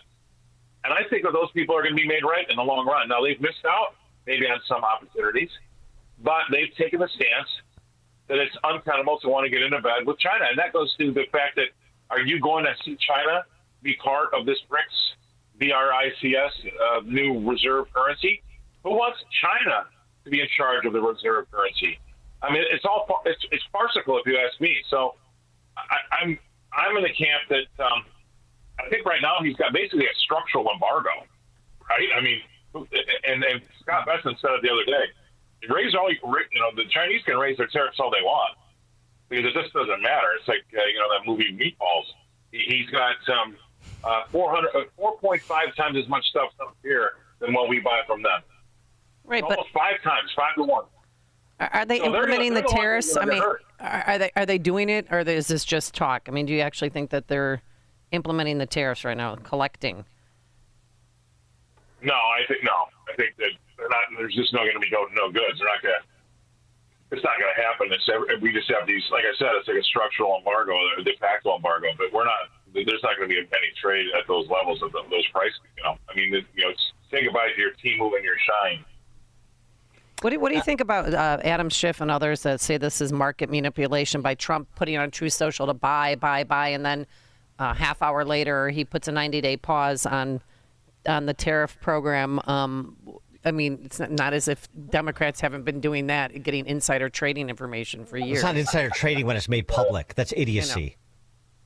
Yeah, I mean, he needs to go look at the term. I mean, it's insider trading if I just tell you and just tell you and Dan. And if I put it out on broadcast, it's a. I mean, that's an embarrassingly stupid thing for him to say, and no one will call him on it because it's absolutely downright dumb. It's not insider trading when you broadcast something like that. So probably, you know what?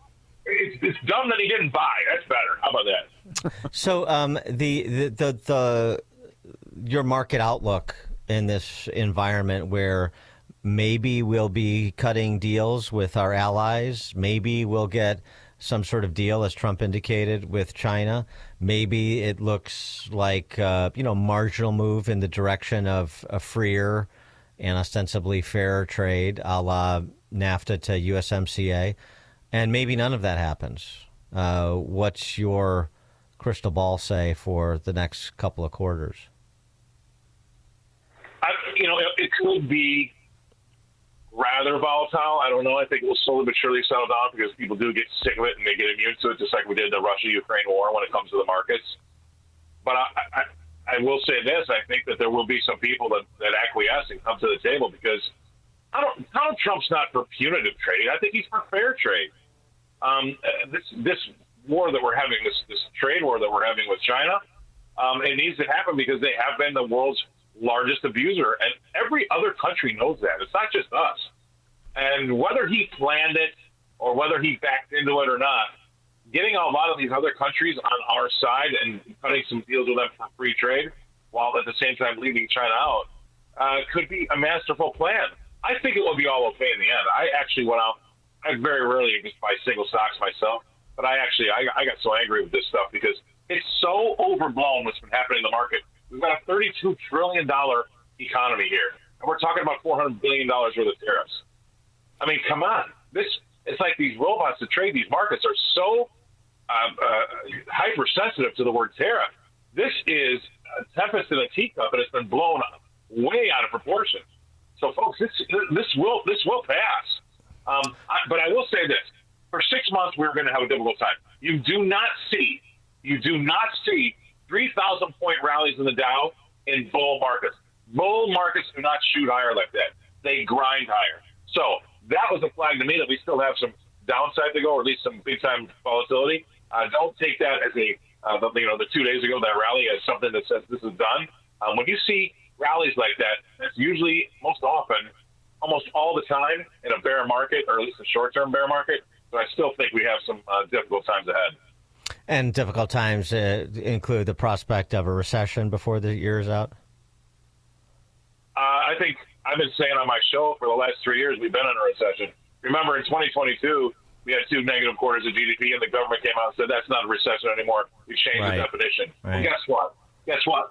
Middle America, you couldn't change their feeling. That is why Donald Trump got elected. 70% of the people out there felt as though we were in a recession. They went to the polling booths in November and voted that way with Donald Trump. And so what do you think Trump's play is here? I mean, are we going to essentially follow the model of some of these,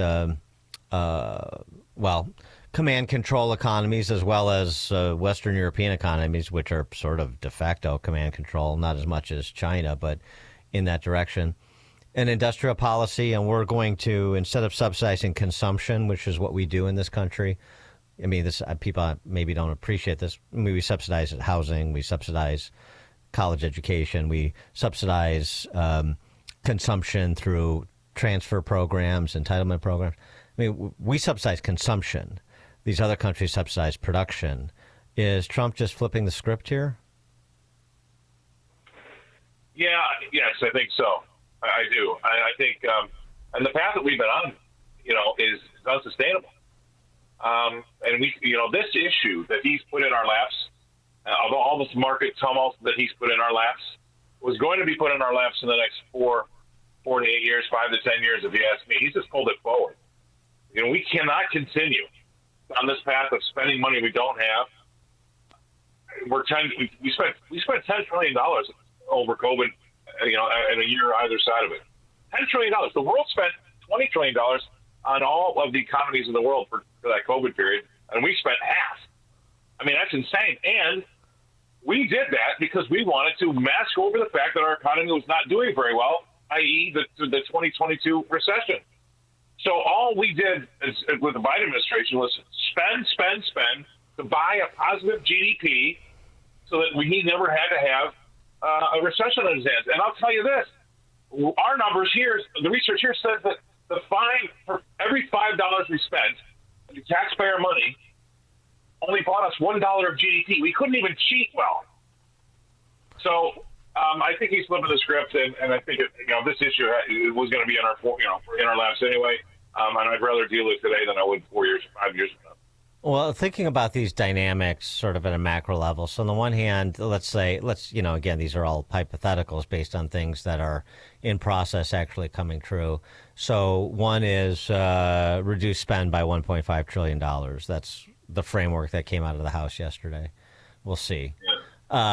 Reduce government spend by that much. Get the tax cuts extended and roll in the other promises made over time, the Social Security tips. And then also, essentially, with higher import prices, suppress consumption and subsidize production, which, these protectionist policies do have a tendency to mute domestic production because they disrupt supply chains. That's essentially what Delta Airlines was saying when they pulled back earlier this week. But say all that stuff happens. So what does that look like for the American economy going forward? Well, I still will bet that the economy gets better if we're starting to do more. I understand the manufacturing argument. I like the idea of making more of our own stuff, and there is, I guess, something to be said for a little bit of a national security issue when it comes to making sure that we have our own, rare earths and our pharmaceuticals. I get that too. But I do think it will make the country stronger the more we do for ourselves. And, for a long time, we've been giving away. I mean, Dan, we're essentially doing one thing right now. We're selling bonds to raise capital to pay the interest on our debt and give the other part to Ukraine. I mean, this is insane. Well, I understand, but that conflates a couple issues. I mean, you can reduce government spending without pursuing an industrial policy at the same time that even Trump's trade advisor or one of his top advisors, Peter Navarro, who, it's an interesting guy to listen to.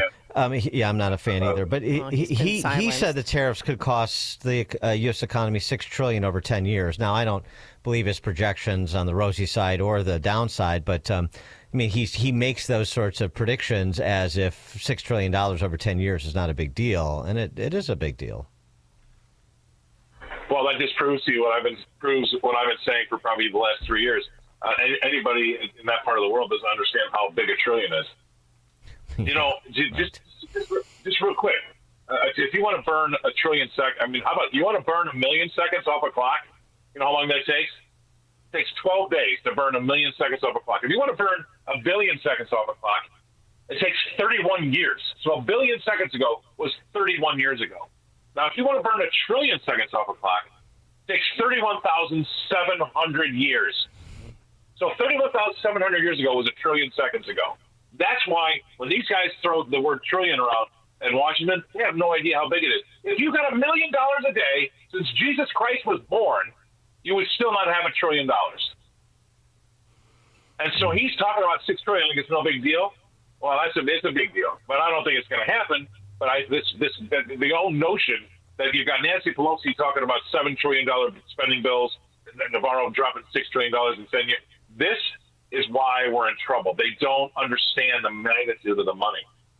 And so, right. And so your view, just so I'm capturing it accurately, is, how this all nets out. So long as you get the spending restraint that has been advertised, so long as you advance the tax relief from 2017 forward, that and ostensibly we'll come to terms with at least our allies when it comes to trade, something similar or perhaps slightly better than what we were doing before, that we continue to carry on and we go back to the days of 3 and 4% GDP growth.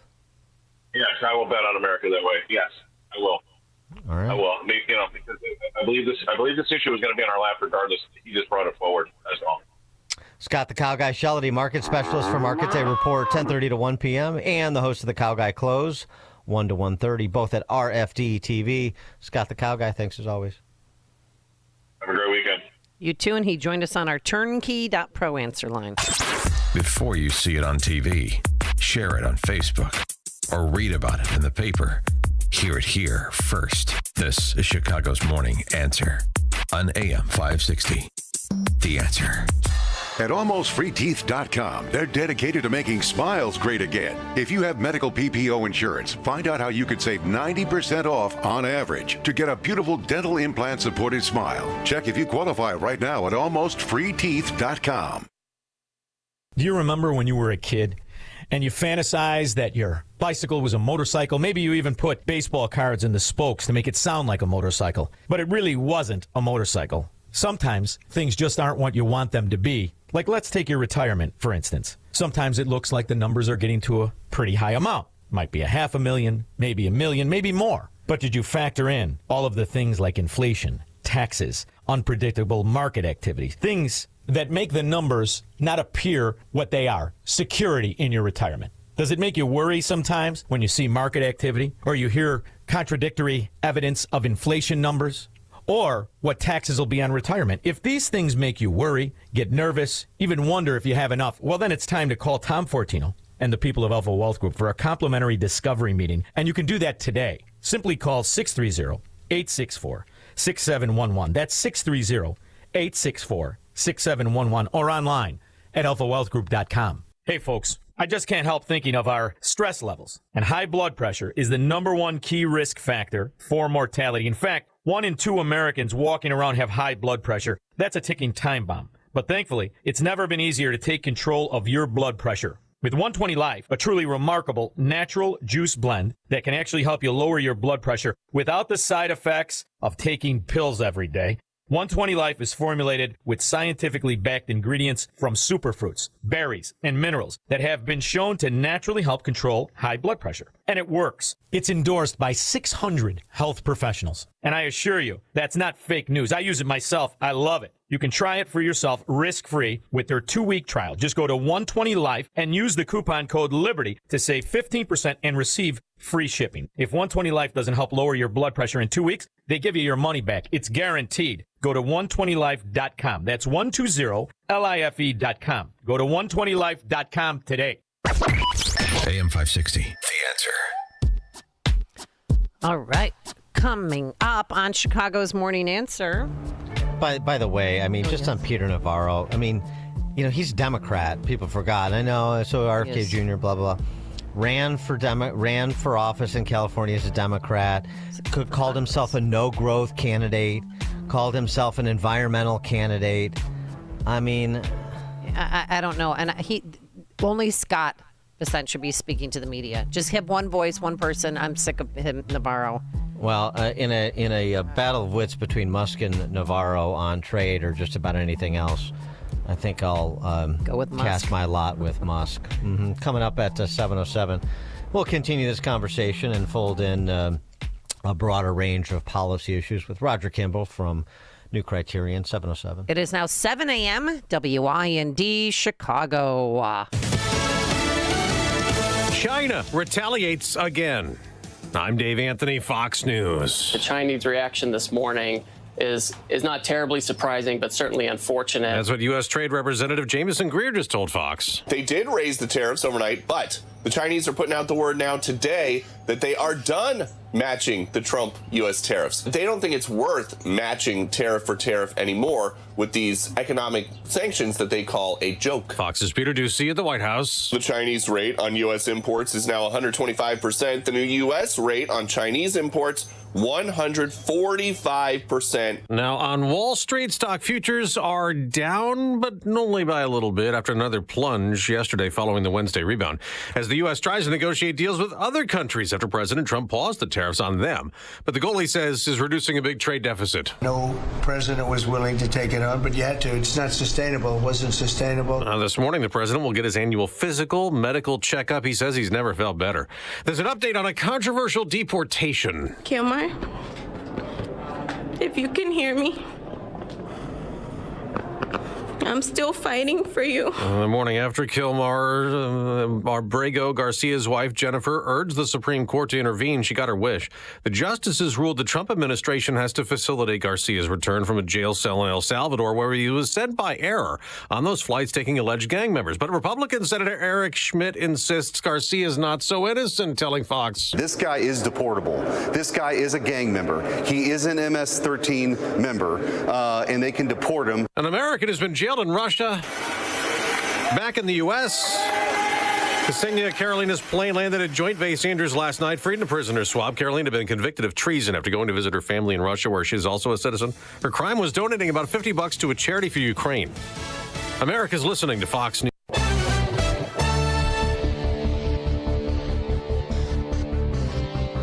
Good morning. It's 38 degrees in Chicago in the AM 560 The Answer newsroom. I'm Nikki Whaley. China is raising tariffs on U.S. imports from 84% to 125%. The Chinese Commerce Ministry made that announcement Friday morning, reaffirming that China was ready to fight to the end in the tariff war against the U.S. On Wednesday, President Trump announced a 90-day pause on his global tariffs on imports from all countries except China. Instead, he raised tariffs on Chinese imports, which are now at 145% as of Friday morning. I'm Michael Kastner. Governor Pritzker is still deciding whether he'll appear before Congress over the state's immigration policies.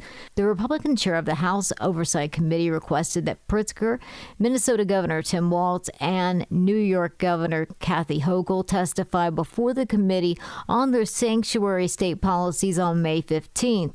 A spokesperson for the governor released a statement calling the request a, quote, partisan dog and pony show, adding that he's evaluating whether he should take time from his busy schedule serving the people of Illinois to educate the House GOP on these matters. News is a service of Team Hochberg. They've helped thousands of AM 560 listeners with the best reason service. Let Team Hochberg help you by visiting 56david.com or call 855-563-2843. That's 56david.com. Lower.com, equal housing lender, NMLS 1124061. A check of the roads coming up in 2 minutes on AM 560 The Answer.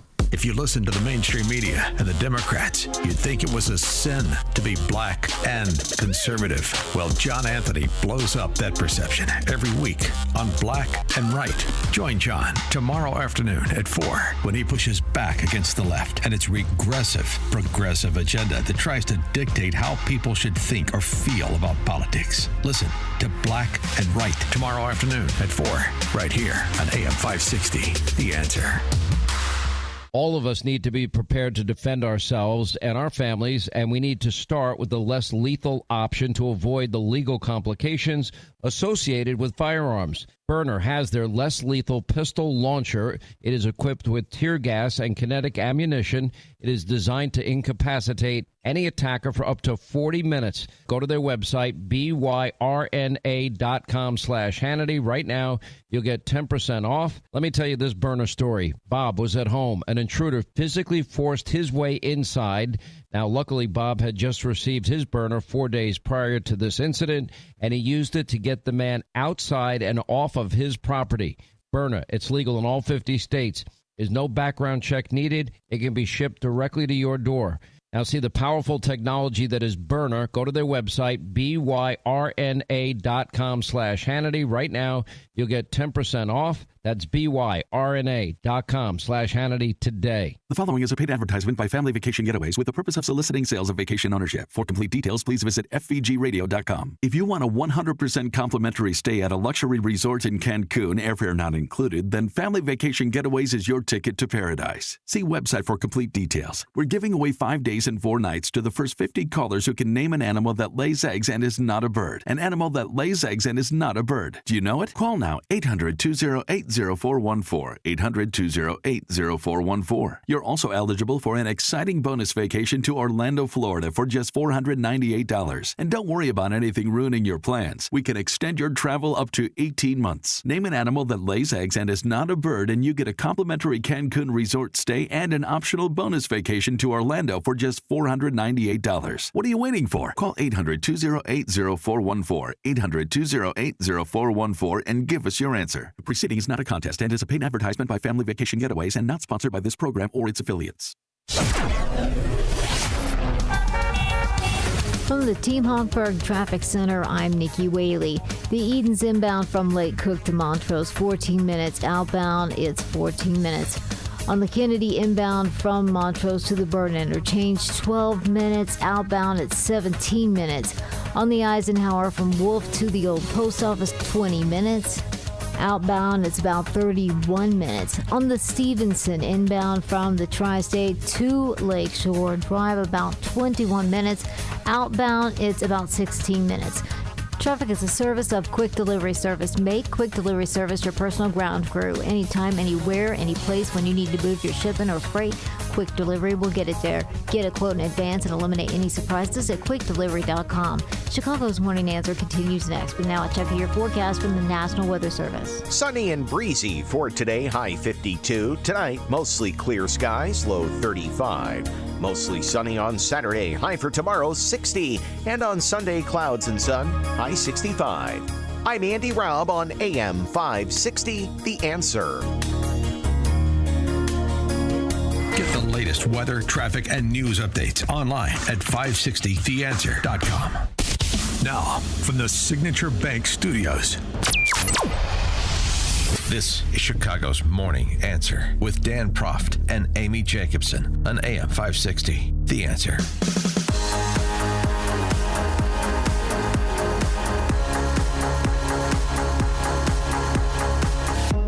Top of the morning, Dan and Amy. Just in response to so much of the hysteria that surrounds every move that Trump makes, I'd take note of Pete Hegseth down in Panama this week. Yeah.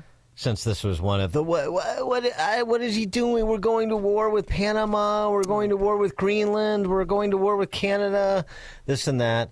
And at the end of the day, less than 100 days in, after he raises the issue of Chinese Communist Party influence in our hemisphere, and with respect to the Panama Canal specifically, just 80 days in, what do we get? Our Secretary of Defense in Panama offering this.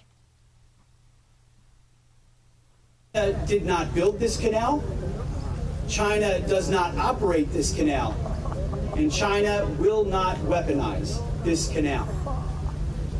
Together with Panama in the lead, we will keep the canal secure and available for all nations through the deterrent power of the strongest, most effective, and most lethal fighting force in the world. We will do this in partnership with Panama. Together, we will take back the Panama Canal from China's influence. Mm-hmm. With Panama taking the lead. Crisis averted. And the consistent thread through all of those matters I mentioned, Panama, Greenland, Canada, and tariffs, the consistent thread is trying to reduce the influence of the Chinese Communist Party, starting in our hemisphere and radiating it out to the rest of the globe.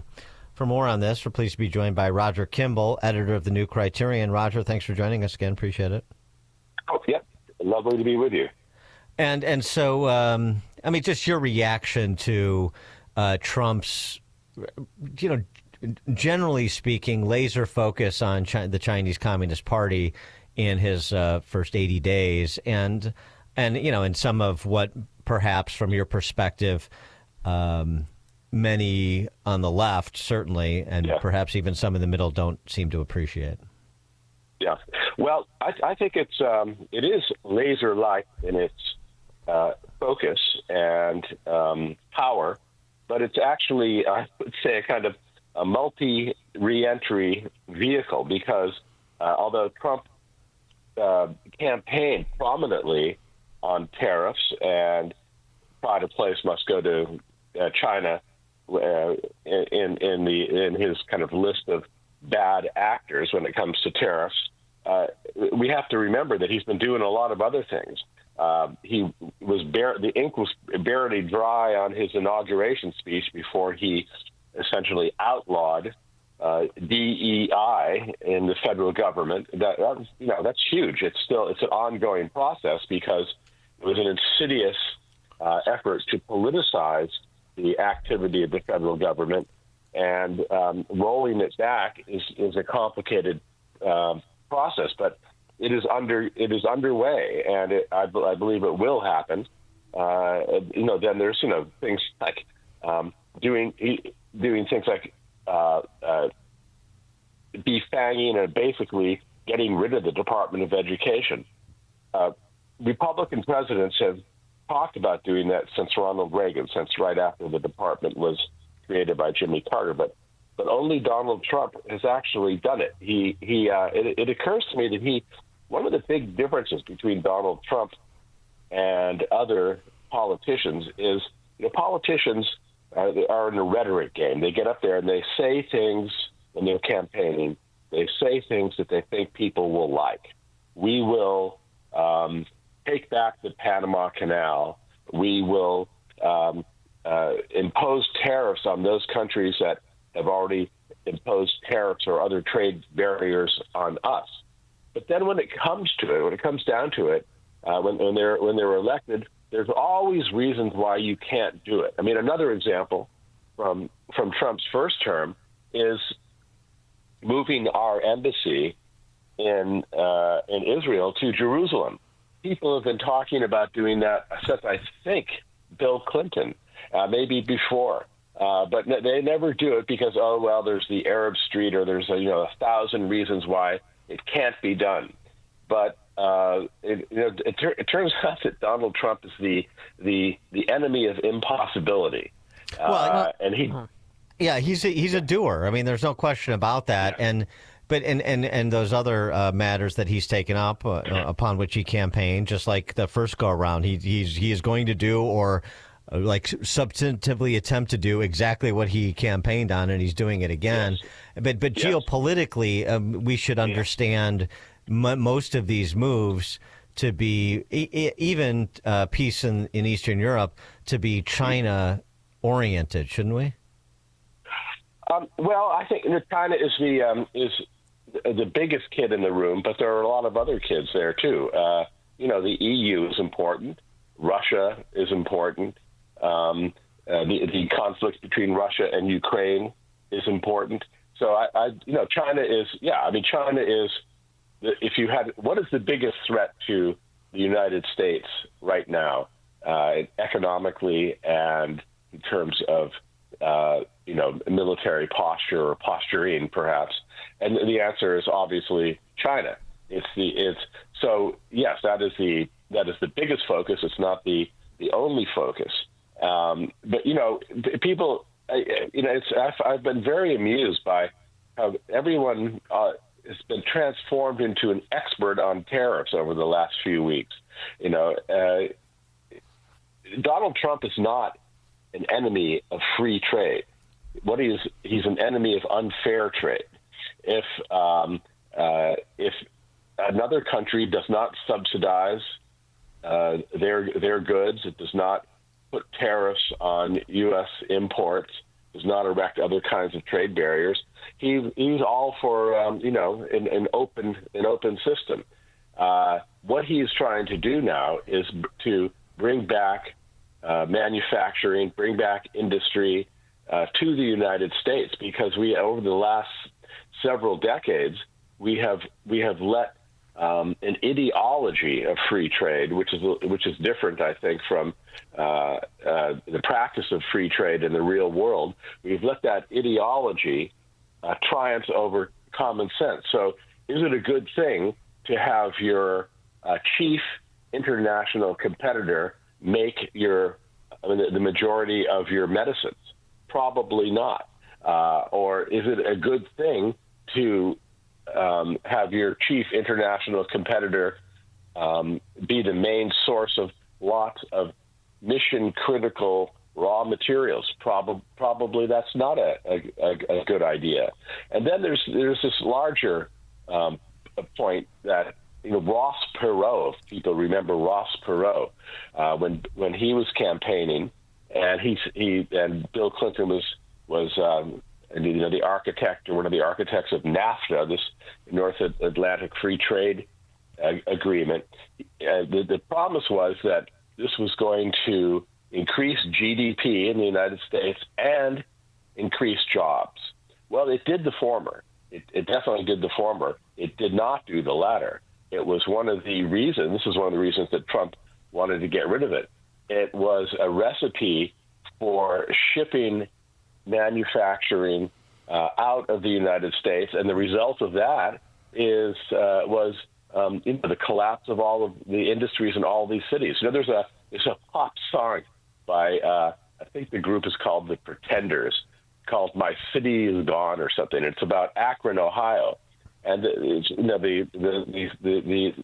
sentiment of the song is, the lead singer says, I go back to my city and everything is gone. It's the train station's gone. Which doesn't use the word industry, but the vibrancy of this town has been destroyed by this ideology of free trade. So an economy is more than the numbers of that figure into an economic calculus.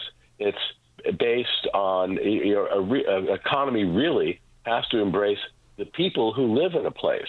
And great Christy Hines impersonation, by the way. I do have to say, very good. That's the singer, is he? Okay, I know the song, but I'm not really intimately familiar with that group. But so that's, I think, that's what that song's about. But so I think that now is what Trump's doing a good thing? It's definitely risky. There's no doubt about it. But when I see that Paul Krugman is going on and on about how stupid Donald Trump is, but because of these tariffs and so on.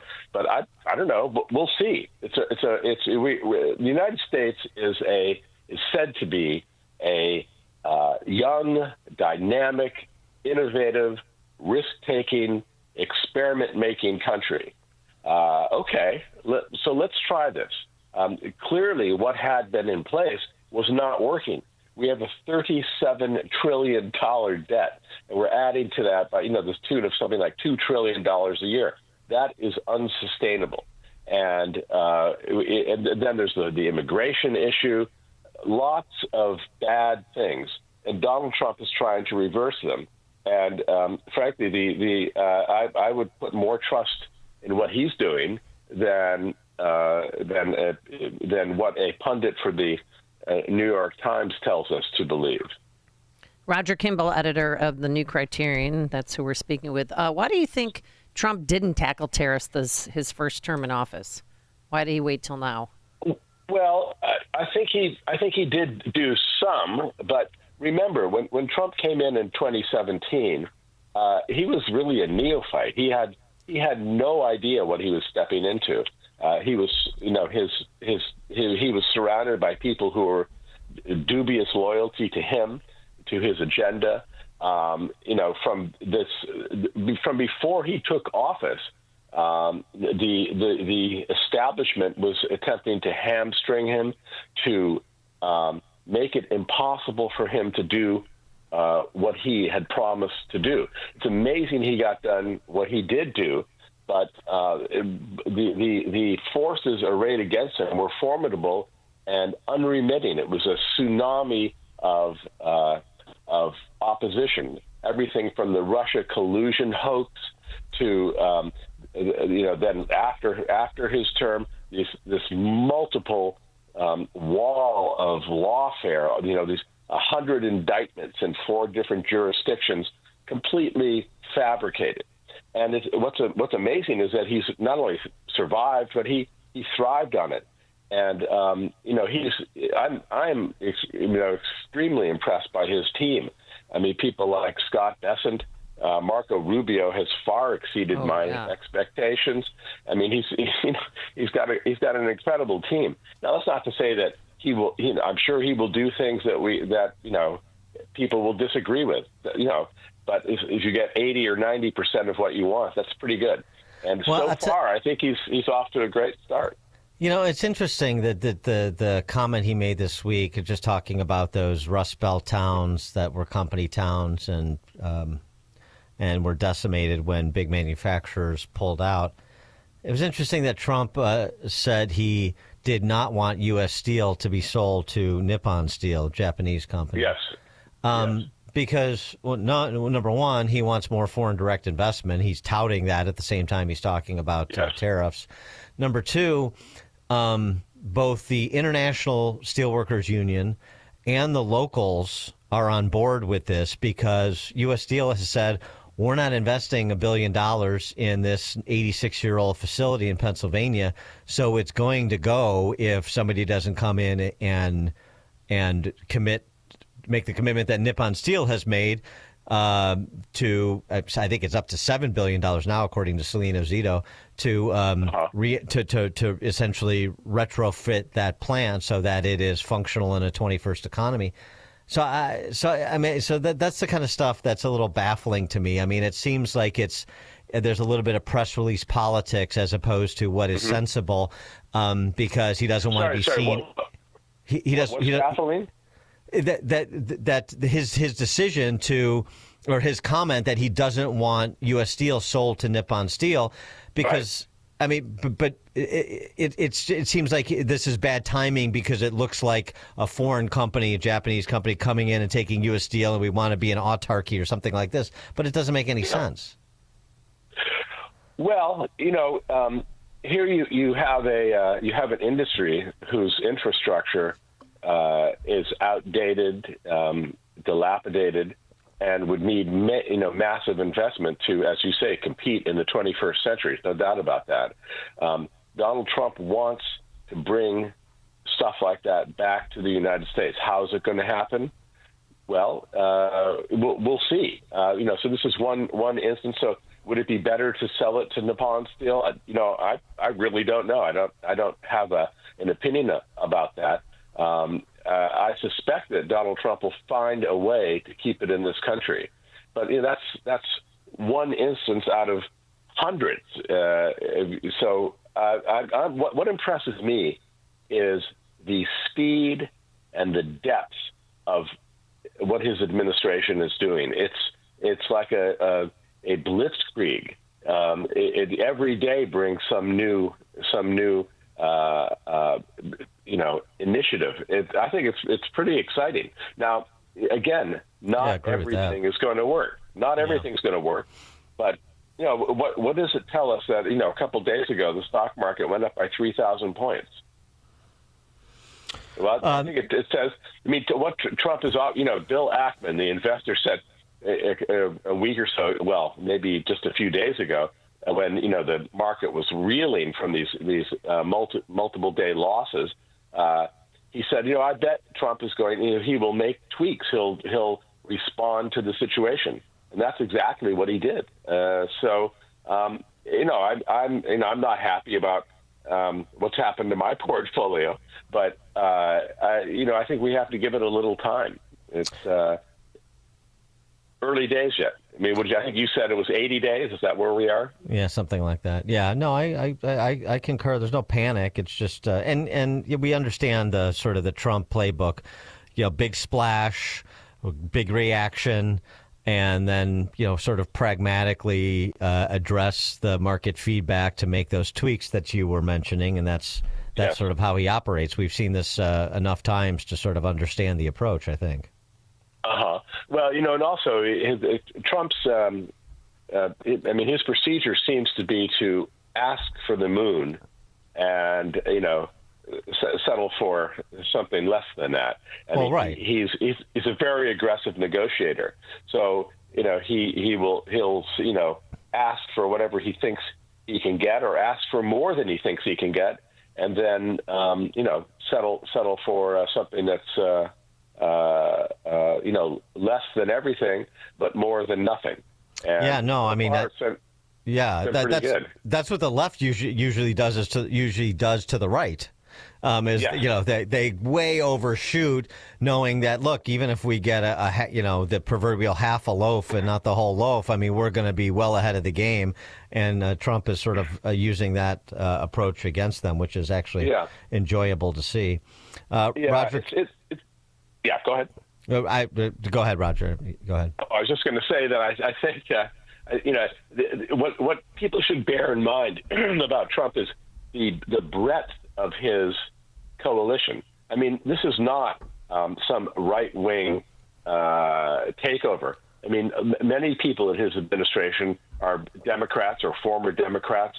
It's ideologically very broad-based, from people like Tulsi Gabbard and RFK and Elon Musk, for that matter, to people like Scott Bessent and Howard Lutnick. It's and Marco Rubio.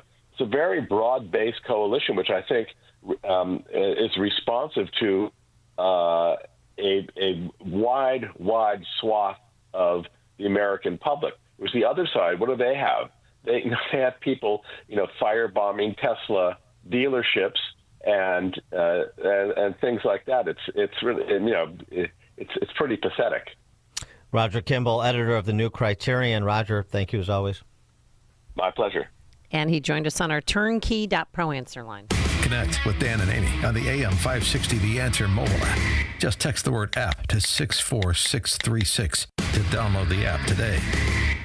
While Dennis Prager is recuperating, we know you miss your daily dose of Dennis. That's why Pragertopia is giving you a special gift. Right now, Pragertopia members can hear the best 2 hours of Dennis's favorite segments from as far back as 2010. On Monday, you can hear the Happiness Hour. Life, liberty, and the pursuit of happiness. That's what I'm about. Tuesday is Celebrity Guest Day. Donald Trump Jr. is in studio with me. On Wednesday, it's the Male-Female Hour. I really do wish there were a way to ascertain the number of marriages that this hour has helped. Thursday, the Ultimate Issues Hour. Not having ultimate issues clarity is like having a map, but you don't know where you're going. And Friday is Open Lines. Feel free to ask me anything about me, about you, about life. So if you're missing your daily dose of Dennis, go to Pragertopia.com and hear all your favorite segments, along with lectures, celebrity interviews, his famous Torah teachings, and more. Get your daily dose of Dennis at Pragertopia.com.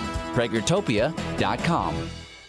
Reliability isn't optional when business security is on the line. It's essential. Businesses trust alarm detection systems for the highest level of service and expertise.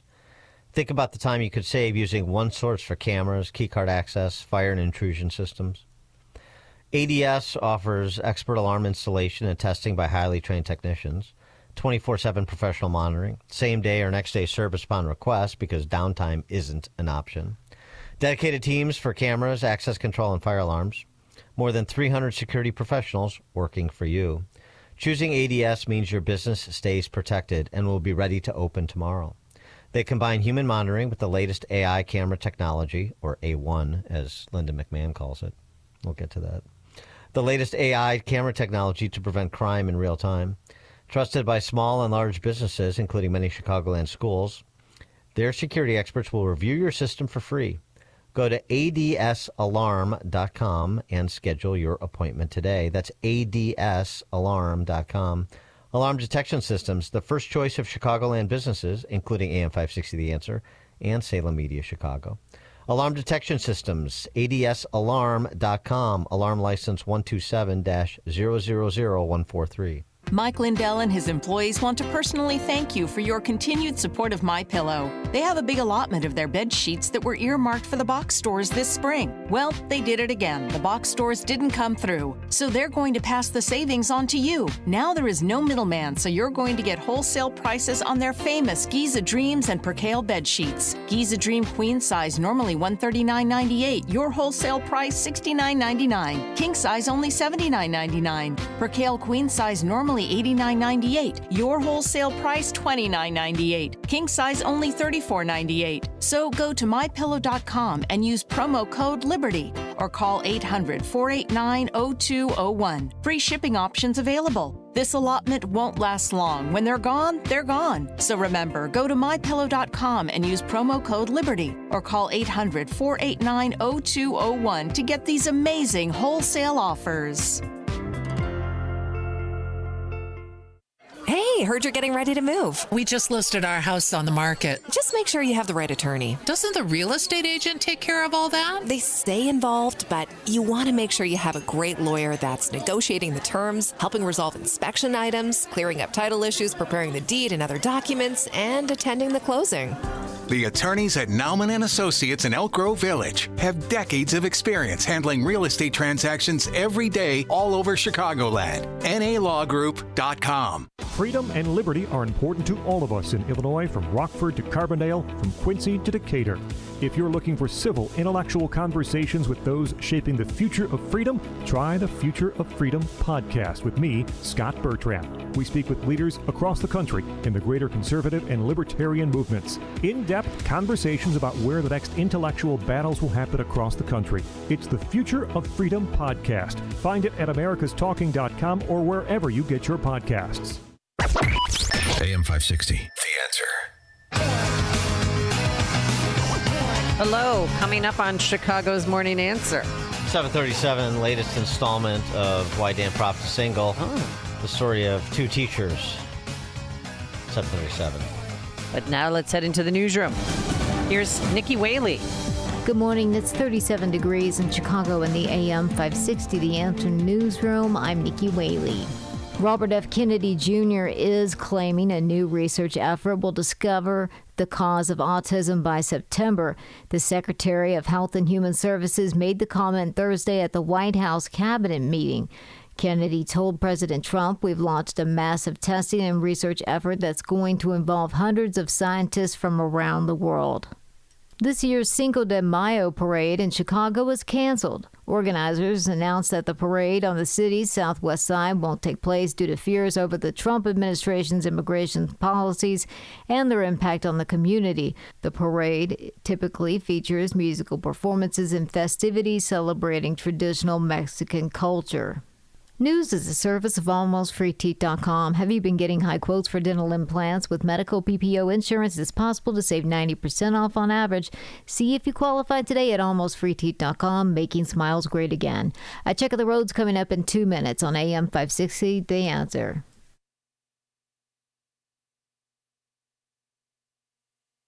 Your home is a valuable asset, and you want to take care of your home. From roofs, siding, windows, and doors to furnaces, flooring, landscaping, and much more. Listen to your go-to for all things home. It's Home Answers Radio, every Sunday morning at 9. Presented by Lang Home Medical Equipment, Valdecast Windows and Doors, and by JeffBuysYourHouse.com. Get answers from industry experts so you can make informed decisions about your home improvement. Right here on AM 560, The Answer.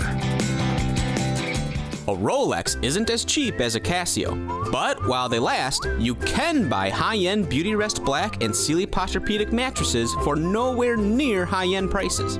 Hasseless Mattress is clearing out a handful of premium floor models, like a Beautyrest Black LX Hybrid was $3,599, but now it's just $971. Only a few remain, and they will sell out.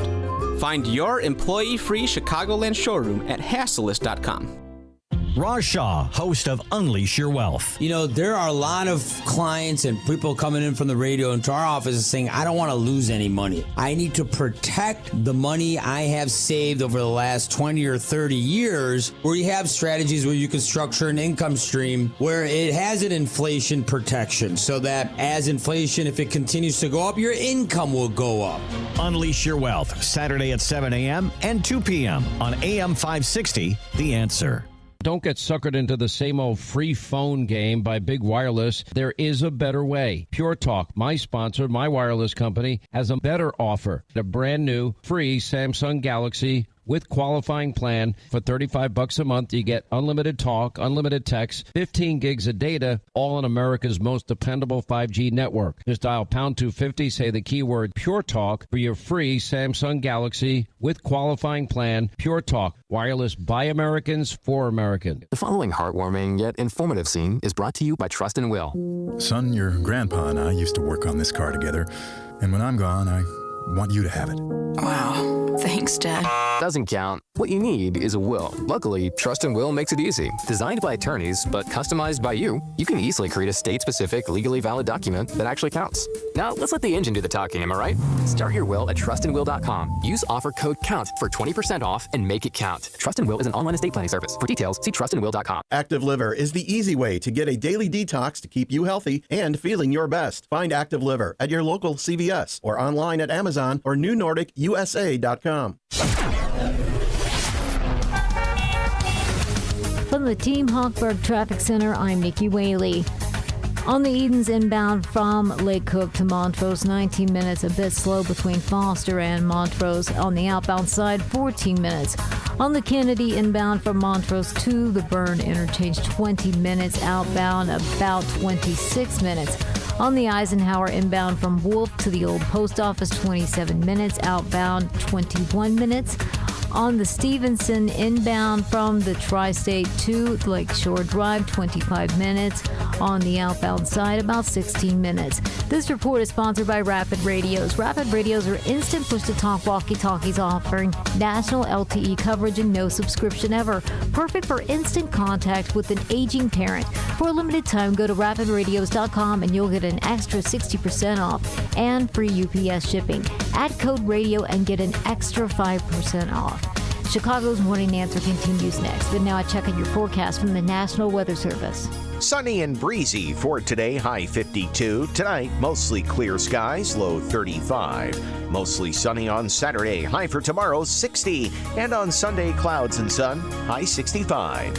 I'm Andy Raub on AM 560, The Answer.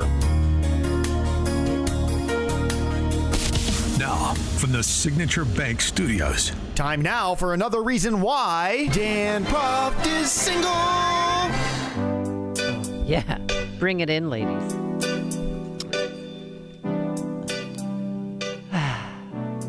On this installment, let's talk about young women in the teaching profession. They're very bossy.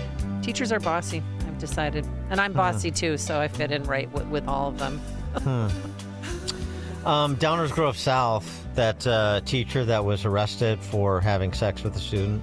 Who said she's being targeted because she's good looking? That one, yeah. 15-year-old boy. Ugh, gross. She's told police that her husband, Michael, this is Christina Formella, her husband, Michael, who was in the car in the passenger seat when she was pulled over by police and taken into custody, and then the waterworks started. Oh, yeah, and then he followed her in their car to the police department. Yes, I remember him. She said that her husband knew about the student and that the boy was her stalker. However, the husband told police that he was in the dark about the boy and had no knowledge of a situation involving him. Ruh-roh. She apparently molested this student Ew. In her classroom shortly before she got married to Michael. She also, according to messages on her phone, said that she was in love with the boy when she got married to Michael. And the couple reportedly had multiple weddings, including one on the Amalfi Coast last year. Multiple weddings. Huh? Man, this guy got taken for Ooh, he got, yeah. I mean, it happens. Why have we not heard about the divorce filing yet, is my question. Still probably trying to process what's going on. There's one, and this is a comment, too, on the incidence of these sexual assaults on students that happen in government schools and private schools. Right, but in the particularly classroom? government schools. Oh, my God. We got another one out of Cincinnati.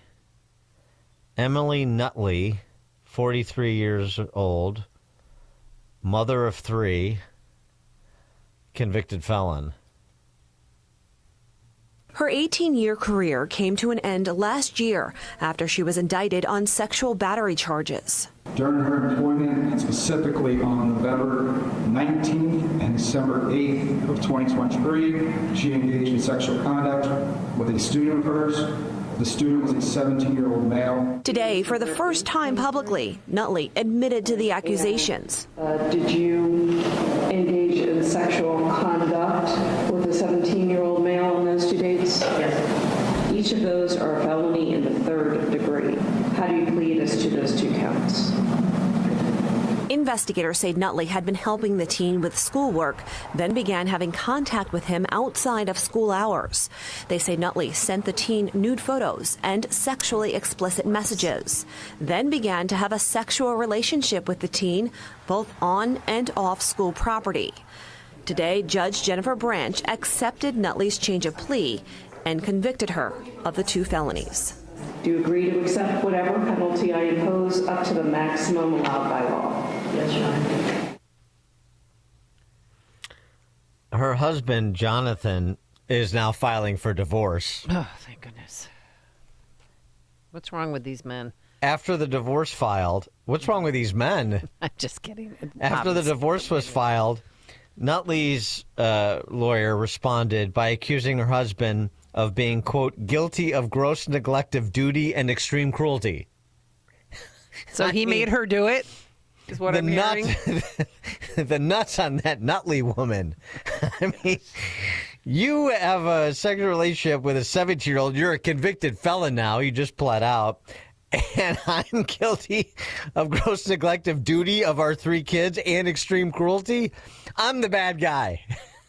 I mean, oh, that's rich. That's rich, isn't it? 312-642-5600, turnkey.pro answer line. You can also text us on that very same line. I mean, I get the old saw about the wife is always right and or never wrong, if not always right, and so it's always my fault, sort of. But that takes it to a new place. When you're projecting, you're in that position, pleading out to felony sexual assault charges, sexual assault of a minor charges, and I'm the guy who's been neglecting my duties in this relationship. Oh, I like the way she spun that, huh? Oh man, that's well. rich. She's going to jail, I hope. Well, probably out on electronic monitoring. Oh, she's going to jail. Mm-hmm. Yeah, she's going to jail. That's not That's not Chicago. That's I know, Cincinnati. but yeah, because our Downers Grove South teacher and then the one at Neuqua Valley or Wabansie, I can't remember which one it was. They're both on paid administrative leave, so they're still making money, and they are, well, they're going away too. Yeah. I mean, and the Downers Grove South teacher who was talking about that. He's the stalker. She was pursued because she's pretty. I mean, all that stuff the husband knew. I mean, well, the husband just blew up her whole story, apparently, according to the latest reporting on this. So, but there again, too. So let me say, you want me to be your beard for an affair that you had with a 15-year-old at the high school? Is that's how you want me to run this? How much does he really love her, Dan? Oh, boy. Wow. Yeah. Thinking back he's probably still in hock for that wedding in the Amalfi Coast. I mean, good grief. Oh, the doubling down. I mean, the crimes aren't bad enough. Then the doubling down to make the husband either the fall guy or part of the fall guy or the bad guy.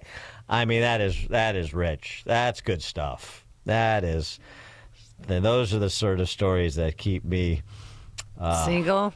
Yeah, keep me unattached. Keep you playing golf instead of going on dates. And this one too. Yeah. I got to tell you. Well, we'll take Dan in Park Ridge, but then I got to get to this other one in Wilmette, of course. Dan in Park Ridge. Hey, Dan and Amy. You know, there was that study that said 10% of kids are victims of sexual misconduct by a teacher by the time they're 18. Yep, and it was largely ignored. Mm-hmm. And there was even the federal government is telling the states to stop protecting these teachers. Yeah. I think this is because women are involved. Wait, which part of it? Well, as pedophiles, you know, they're not viewed as pedophiles. I mean, you always have the jokes, the comedies where guys are like, you know, I wish I had a teacher like that. Yeah, right. And like the Hot for Teacher song, all that. Yeah. Yeah, it's not quite as alluring as a Van Halen video. Thanks for the call, Dan. I mean, do you want your 15-year-old son to have an affair with a married teacher at the local high school? Is that what you have in mind for him? He's scarred for life. Probably not. But what Dan was referring to, which we mention all the time, the Shake Shaft report and the subsequent study that went back to replicate Carol Shake Shaft's findings, that found that maybe she undershot the 1 in 10 kids under 18 in a system of 50 million kids nationwide that will be victims of sexual misconduct by adults in government schools. And yet, actually, I was talking to a guy who does mediation on some of these big sexual misconduct scandals, like Catholic churches and like the Boy Scouts. Okay. And he's a big time mediator. He's actually also a marshal at the Masters. Oh. Yeah, a funny guy. Which we'll get to your Masters frolics later. Yeah, but he was saying, because I brought this issue up with him too, since I've been railing about it on this show, and he said actually I have to go back and look. I haven't done the research, but he gave me a list of some big government school districts, not named Chicago, around the country that are in the midst of significant litigation for systemic sexual assault or sexual misconduct cases, like we've seen in Chicago and CPS.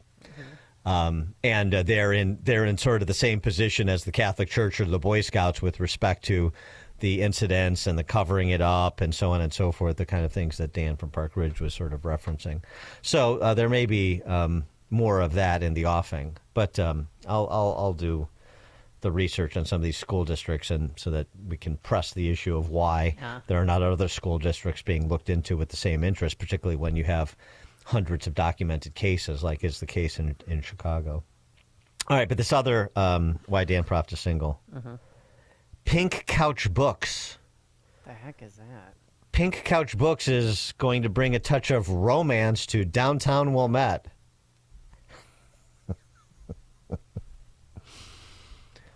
Laura Amigo is preparing Pink Couch Books for 1161 Wilmette Avenue.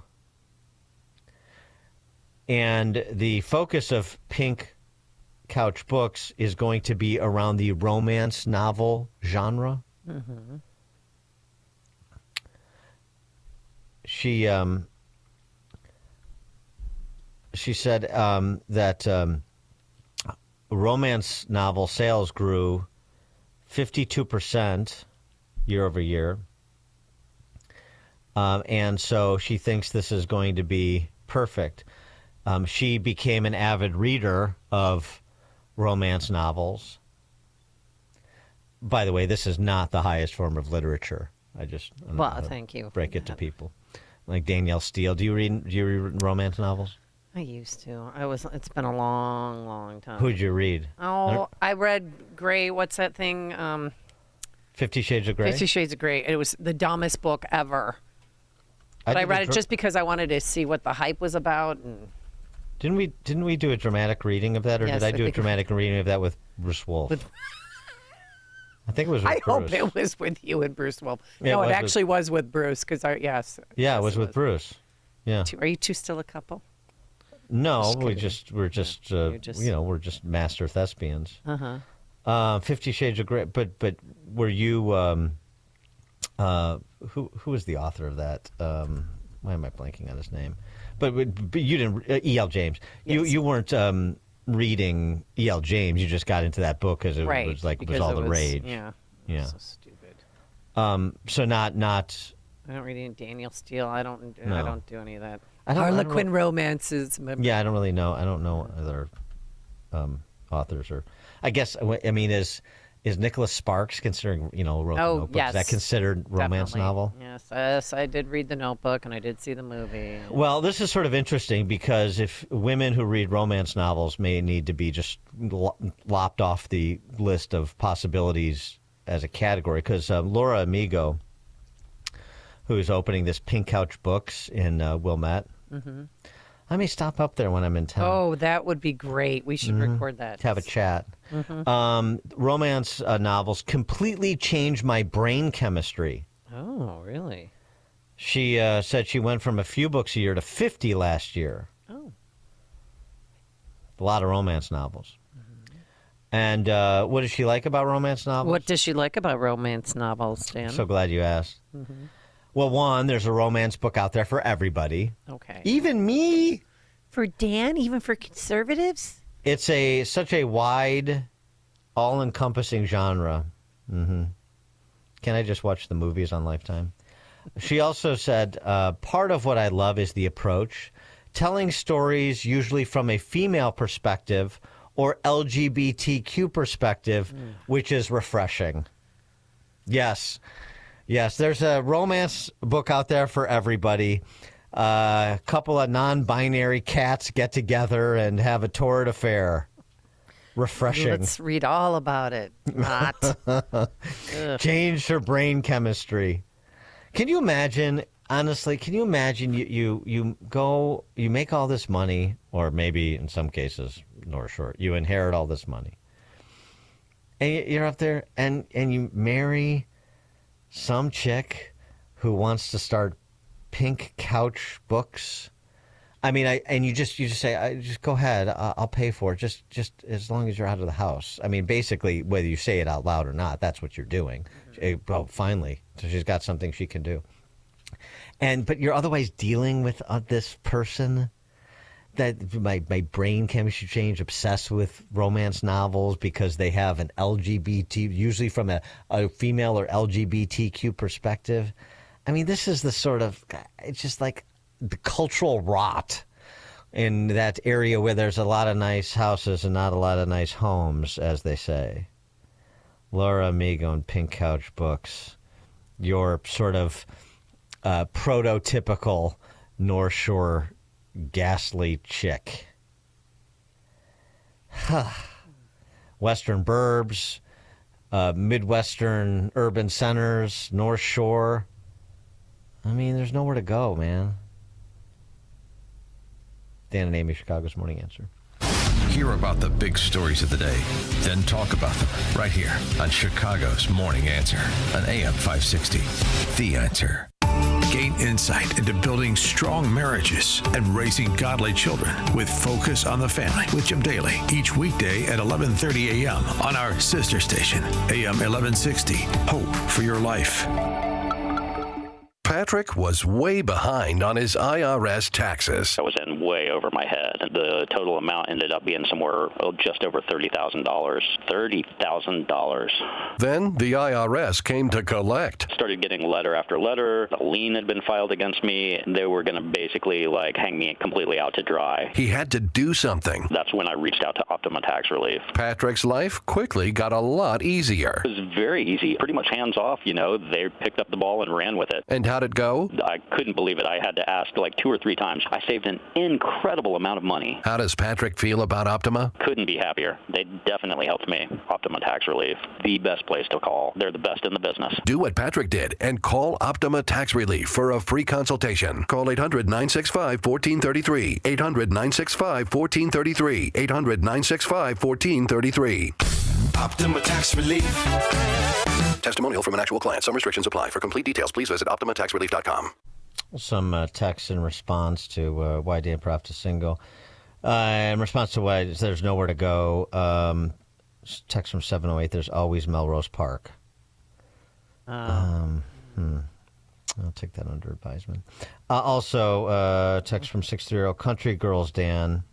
Yeah, that's totally, I kick myself every day that I went to Northwestern and I'm not an SEC school. Yeah. All these Midwesterners going to SEC schools Bring today, back some Southern honeys.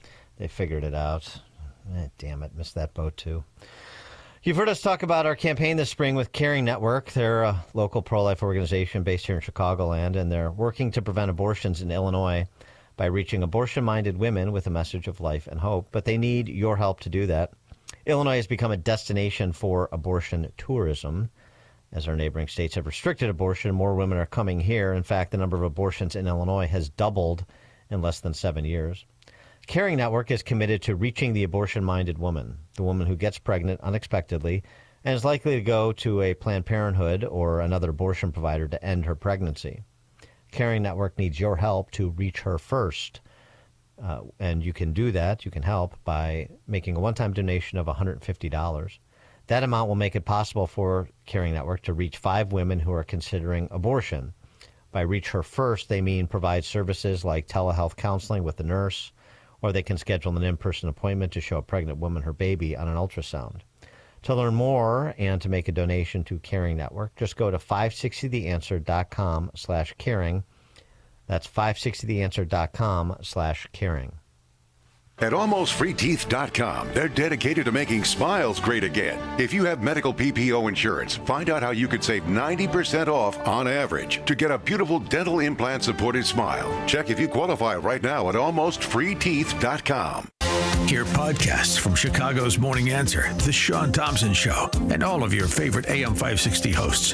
Go to 560theanswer.com/podcasts to listen and subscribe.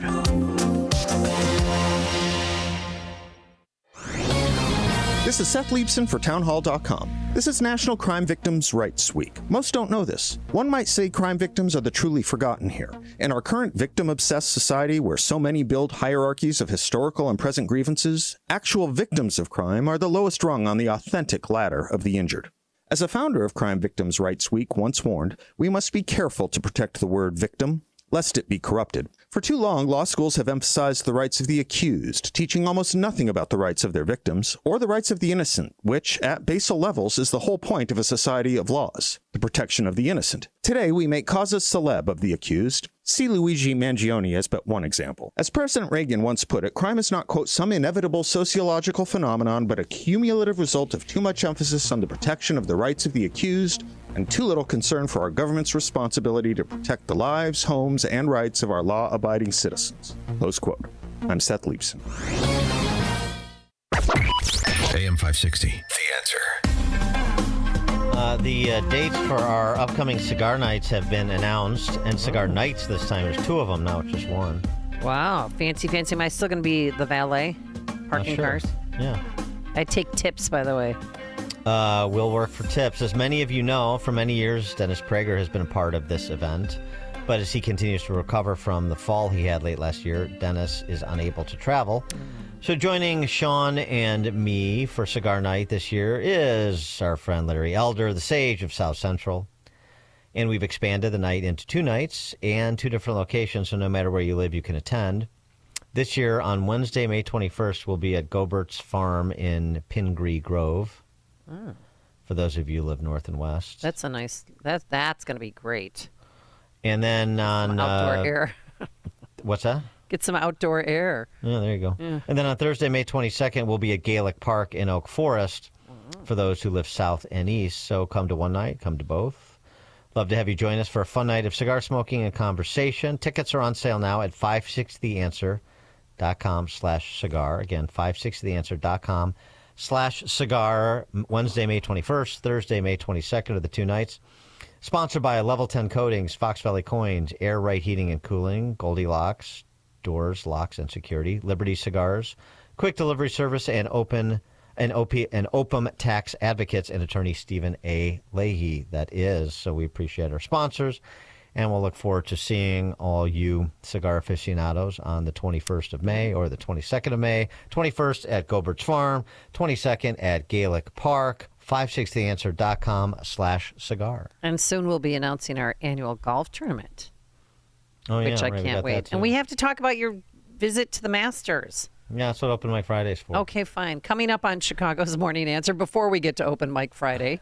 At 8:08, we'll talk to Jonathan Tobin about the Middle East, as well as Douglas Murray's dressing down of Joe Rogan. That was interesting. It's 8 a.m. WIND Chicago.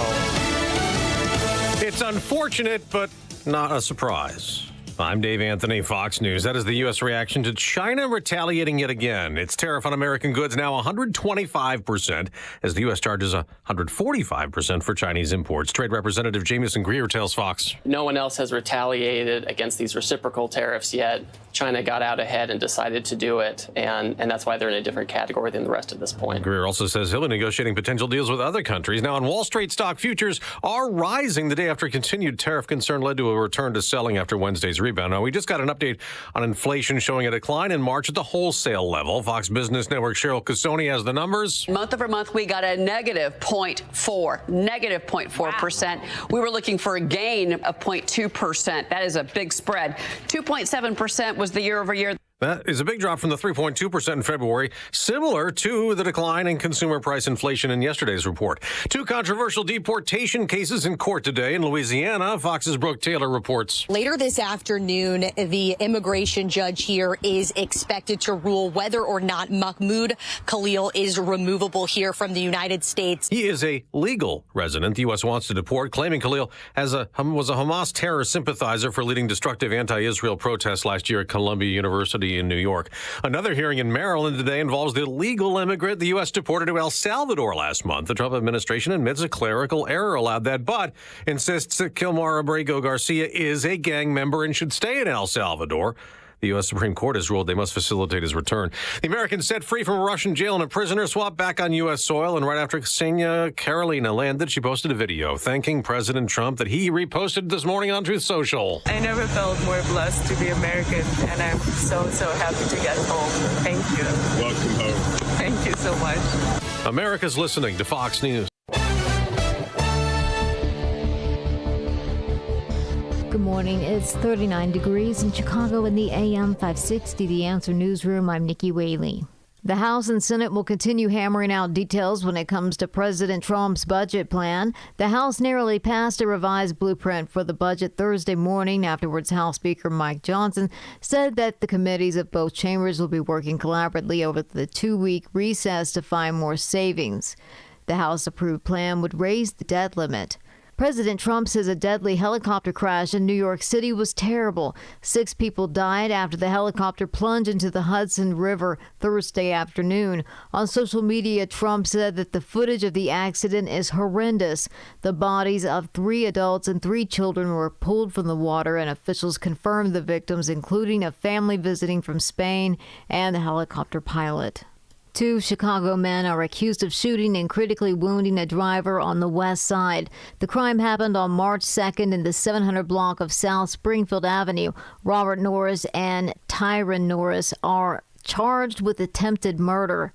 A bill that supports senior drivers is advancing out of the Illinois House. The legislation would raise the age of a driver taking a driver's exam to renew their license from 79 to 87. The measure was approved by a vote of 114-0. If the bill is signed by Governor Pritzker, drivers who are 79 and older would have to go in person to the Secretary of State's facility to renew their driver's license. News is the service of almostfreeteeth.com. Have you been getting high quotes for dental implants with medical PPO insurance? It's possible to save 90% off on average. See if you qualify today at almostfreeteeth.com, making smiles great again. A check of the roads coming up in 2 minutes, but now time for the Signature Bank Business Beat. I'm Charles Payne, and this is the Fox Business Report. Bank earnings are coming in mostly upbeat, and stock futures are higher. J.P. Morgan Chase reported both earnings and revenue that top forecasts. It is the nation's largest bank. Wells Fargo and BlackRock Financial's earnings topped expectations, but both reported weaker revenue than forecast. As J.P. Morgan Chase CEO Jamie Dimon has been suggesting in interviews this week, the big bank sees the economy facing considerable turbulence including geopolitics, though Diamond sees the potential positives of tax reform and deregulation. China has increased its tariffs on U.S. imports to 125%. The move is in response to the U.S. raising tariffs on Chinese imports to 145%. That's your Fox Business Report. I'm Ginny Cosola, invested in you. For nearly a decade, AM 560 has marked the start of summer with a night of cigar smoking and great conversation. And this year, we've expanded Cigar Night to 2 nights. Wednesday, May 21st at Gobert's Farm in Pingree Grove, and Thursday, May 22nd at Gaelic Park in Oak Forest. Featuring the great Larry Elder, along with AM 560's Dan Proft and Sean Thompson. Tickets are on sale now at 560theanswer.com/cigar. That's 560theanswer.com/cigar. Sponsored by Opum Tax Advocates and attorney Stephen A. Leahy. President Trump has made some pretty amazing claims since he's taken his seat as president. He's delivering on what he promised. On Inauguration Day, Trump's very first declaration was, "The golden age of America begins right now. From this day forward, our country will flourish."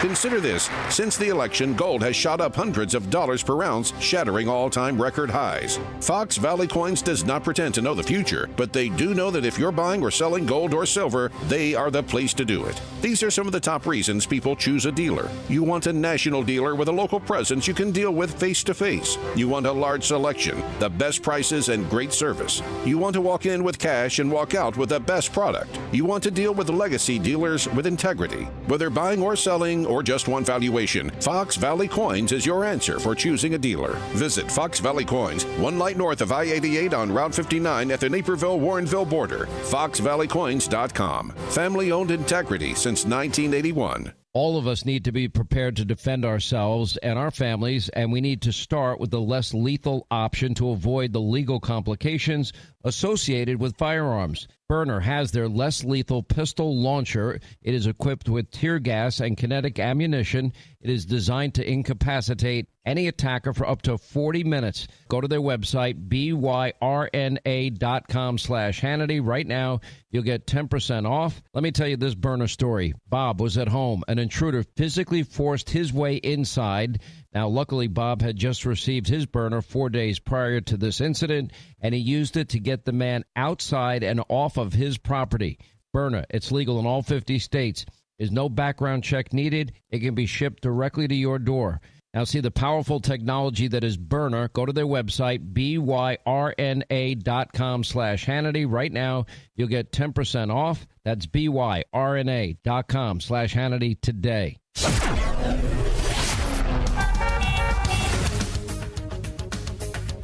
From the Team Hochberg Traffic Center, I'm Nikki Whaley. On the Edens inbound from Lake Cook to Montrose, 19 minutes, outbound 14 minutes. On the inbound lanes of Kennedy from Montrose to the Byrne Interchange, 34 minutes. You've got a crash blocking a right lane right between Montrose and California Avenue. On the outbound lanes, about 32 minutes. On the Eisenhower inbound from Wolf to the old post office, 29 minutes. On the outbound lanes, 20 minutes. And on the Stevenson inbound from the Tri-State to Lakeshore Drive, 27 minutes.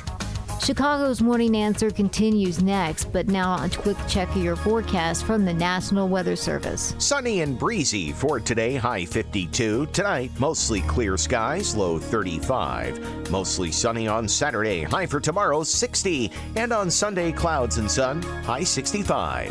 I'm Andy Raub on AM 560, The Answer. Get the latest weather, traffic, and news updates online at 560theanswer.com. Now, from the Signature Bank Studios, this is Chicago's Morning Answer with Dan Proft and Amy Jacobson on AM 560, The Answer.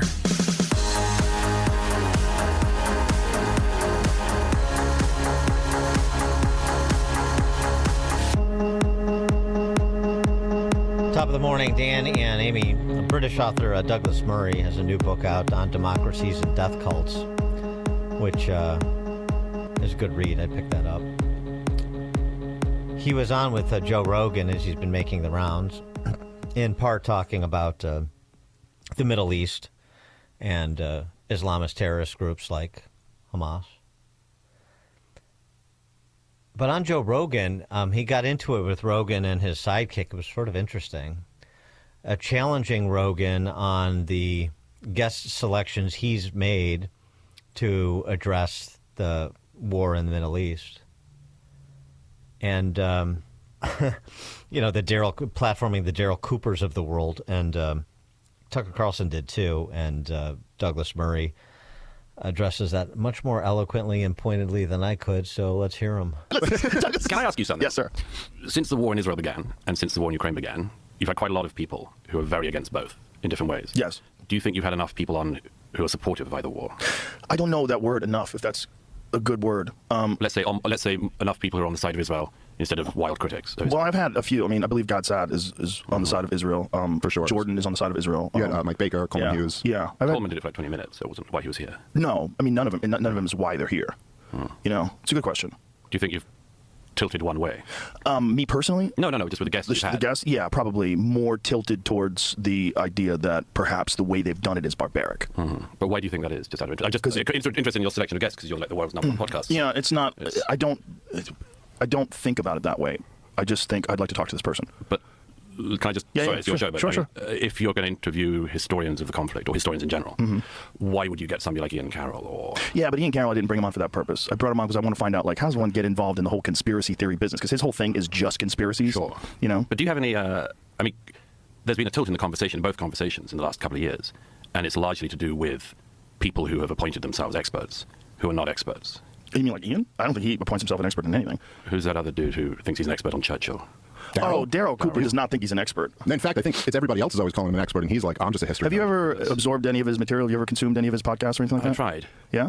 It's pretty hard to listen to somebody who says, I don't know what I'm talking about, but now I'm going to talk. Or I don't know about this, or I'm not capable of debating this historian, but I'm going to just tell you what I think.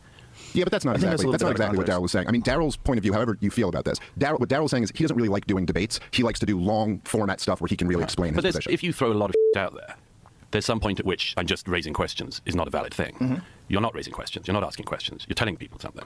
Do you think Daryl's doing that? I think there's a whole bunch of guys doing that. I think Dave is doing that, very obviously. Dave's a comedian, but he's now mainly talking about Israel. David, I think his name's David Smith, the sidekick who you just addressed there. That was great. I mean, Douglas Murray is very good, and that was very good. For more on this, the media piece of it, because it's an important part of understanding the public's response and where public support falls with respect to Israel in particular. Jonathan Tobin joins us. He's the editor-in-chief of Jewish News Syndicate. Jonathan, thanks for joining us again. Appreciate it. Great to be back with you. Thanks.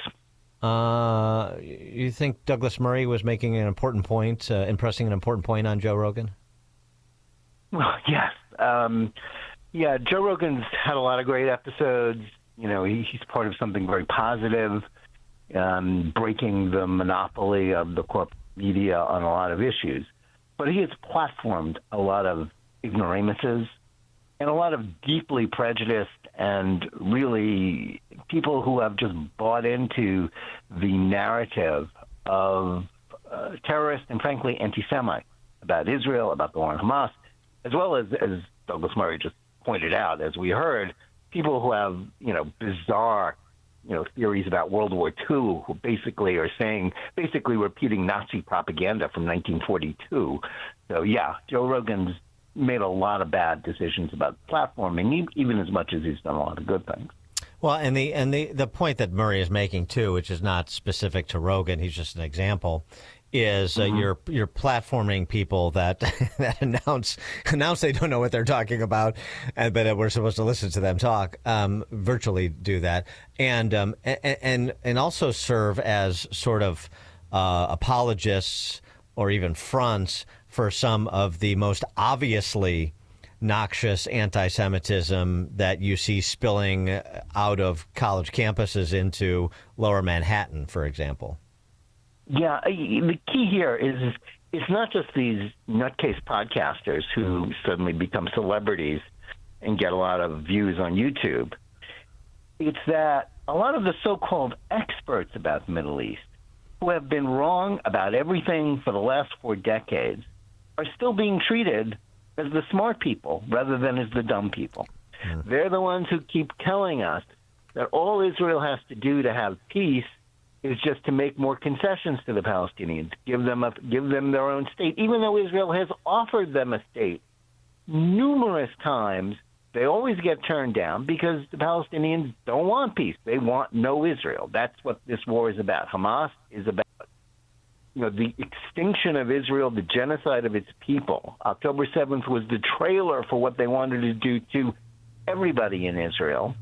And yet, all we talk about is Israel's efforts to wipe out the terrorists, which is what any sane country would do when faced with that kind of threat. And they become these so-called experts, as well as, corporate media, the New York Times. I write about it all the time, the Washington Post. They're like the stenographers for Hamas. They keep saying, oh, Israel's creating more terrorists, when in fact, and they're making it worse. It's like, worse? What could be worse than October 7th? They're already convinced that they want to destroy Israel. They want to kill Jews wherever they can find them.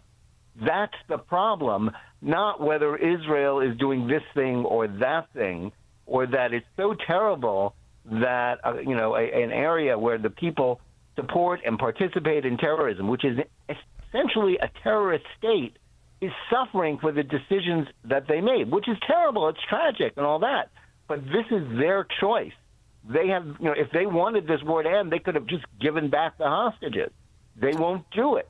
They won't do it, not just because Israel's, being mean. They won't do it because their goal is endless war. And it's time people who talk about this subject acknowledge this fact.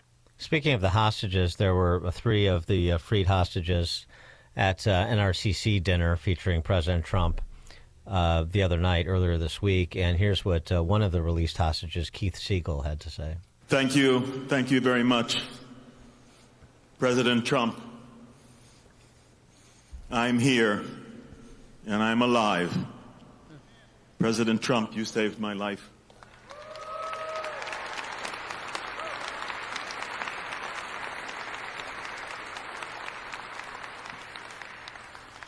You saved the life of 33 hostages that because of your efforts and you're setting the hostage crisis at the high priority of what you're doing. Was not an easy thing to do, given for either Bibi or for Trump to have that cessation in hostilities to get some hostages released, given the moral imperative to eradicate Hamas. It's a difficult decision for both Israel, especially for Israel, as well as the United States, because getting the hostages home, there are only 25 of them who are left alive. There are 59, 25 live people and basically 34 corpses that Hamas is still holding on to. And the idea that they're ever going to give up all of them and lay down their arms is a myth. That they're always going to hold on to some, as their insurance policy, because they're criminal. Right. And it's a difficult moral calculus. It's something that Jewish liturgy actually deals with, because the Jews over the last 2,000 plus years have had a lot of unfortunate, experience with hostage takers. And on the one hand, redeeming hostages, ransoming hostages is a priority, something, it's a positive thing you're obligated to do. On the other hand, our texts and scholarship has always said you should never pay too much, because you're just encouraging more hostage taking. And that's the problem here. Right. If the only goal is just to redeem, to get the hostages out, I understand that. That's great. And if you're a member of the family you have a loved one who's being held hostage, you'd trade the entire world. You wouldn't care. I know I wouldn't. I'm sure you wouldn't. Most people wouldn't, to get your loved one free. But what Netanyahu, and to a lesser extent Trump, has to weigh in this is that if you let Hamas live, you're just asking for more October 7th. You're asking for more terrorism. It's like during World War II. If not, the Nazis had sort of offered the freedom of a few of the people that they held, but they said the price of this is that we get to go on being a Nazi regime in Germany. What would the Allies have said? The Allies said to all offers, no, unconditional surrender. In the end, that has to be, and that is Israel's policy towards Hamas. If they want to live, they have to lay down their arms and get out. And if they don't, ultimately they're going to be killed.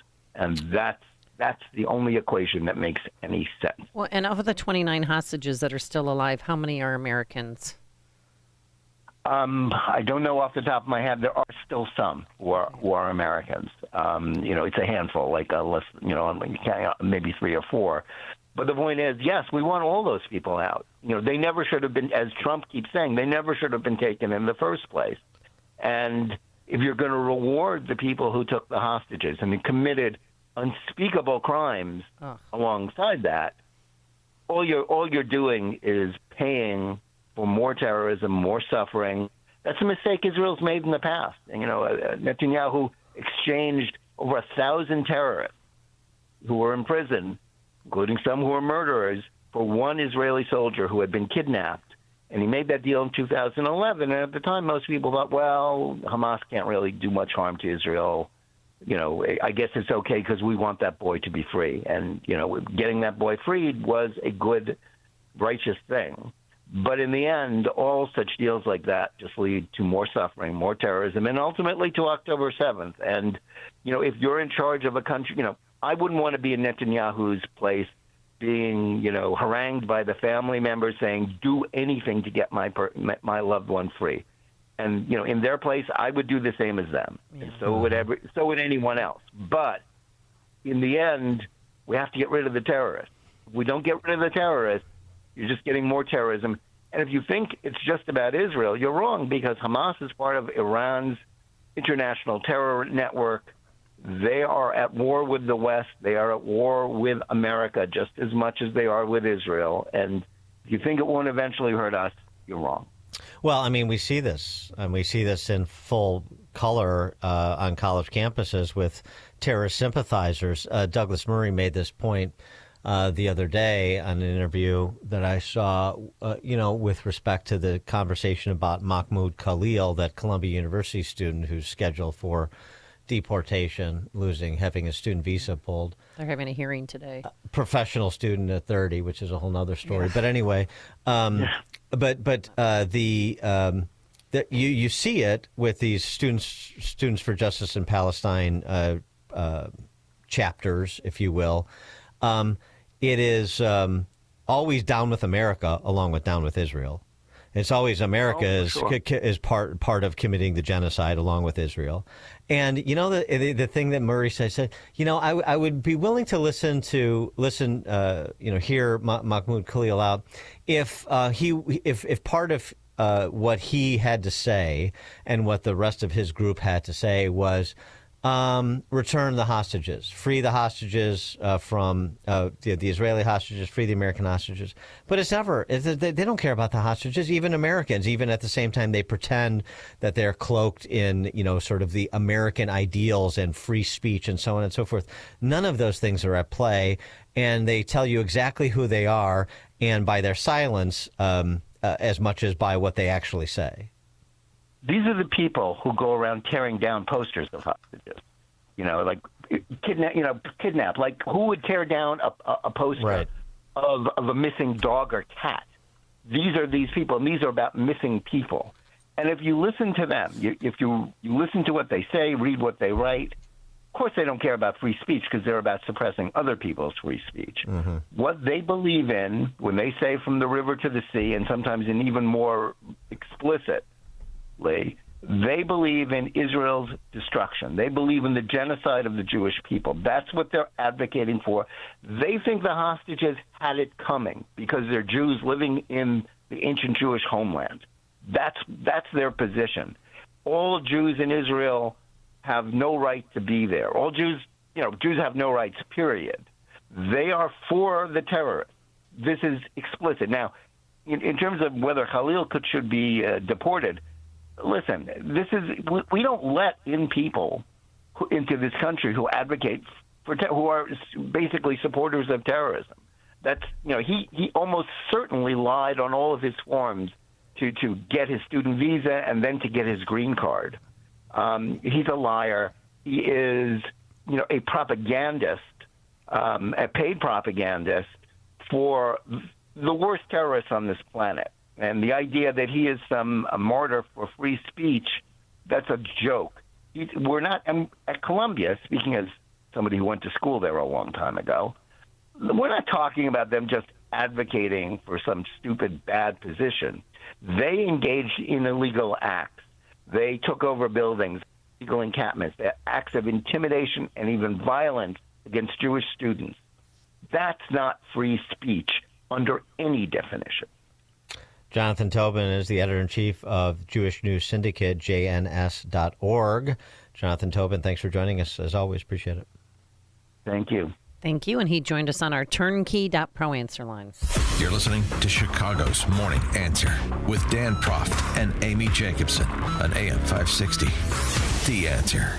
Signature Bank is Chicago's fastest growing independently owned business bank. It's a bank where relationships still matter. Signature Bank knows your name and your story. I'm Dan Proft, and I know this because Signature Bank is my business bank. I'm Robert Anderson, president of McLaughlin Body Company in the Quad Cities, and a customer of Signature Bank. When our 100-year-old family-owned manufacturing company was looking for a new bank, we found an excellent partner with Signature Bank. Signature Bank understands the challenges with manufacturing in today's highly competitive environment. We recently participated in the New Markets Tax Credit Program, and we're fortunate to have the experts at Signature Bank help us navigate the complexities of this program. With Signature Bank's support, we were able to expand not only our facility, but ultimately our business. If you're looking for a trusted banking partner for your business, look to Chicago's own Signature Bank. Signature Bank is looking for their next success story. To learn more about turning your business vision into reality, visit signaturebank.bank. Signature Bank, helping local businesses succeed. Member FDIC, Equal Housing Lender.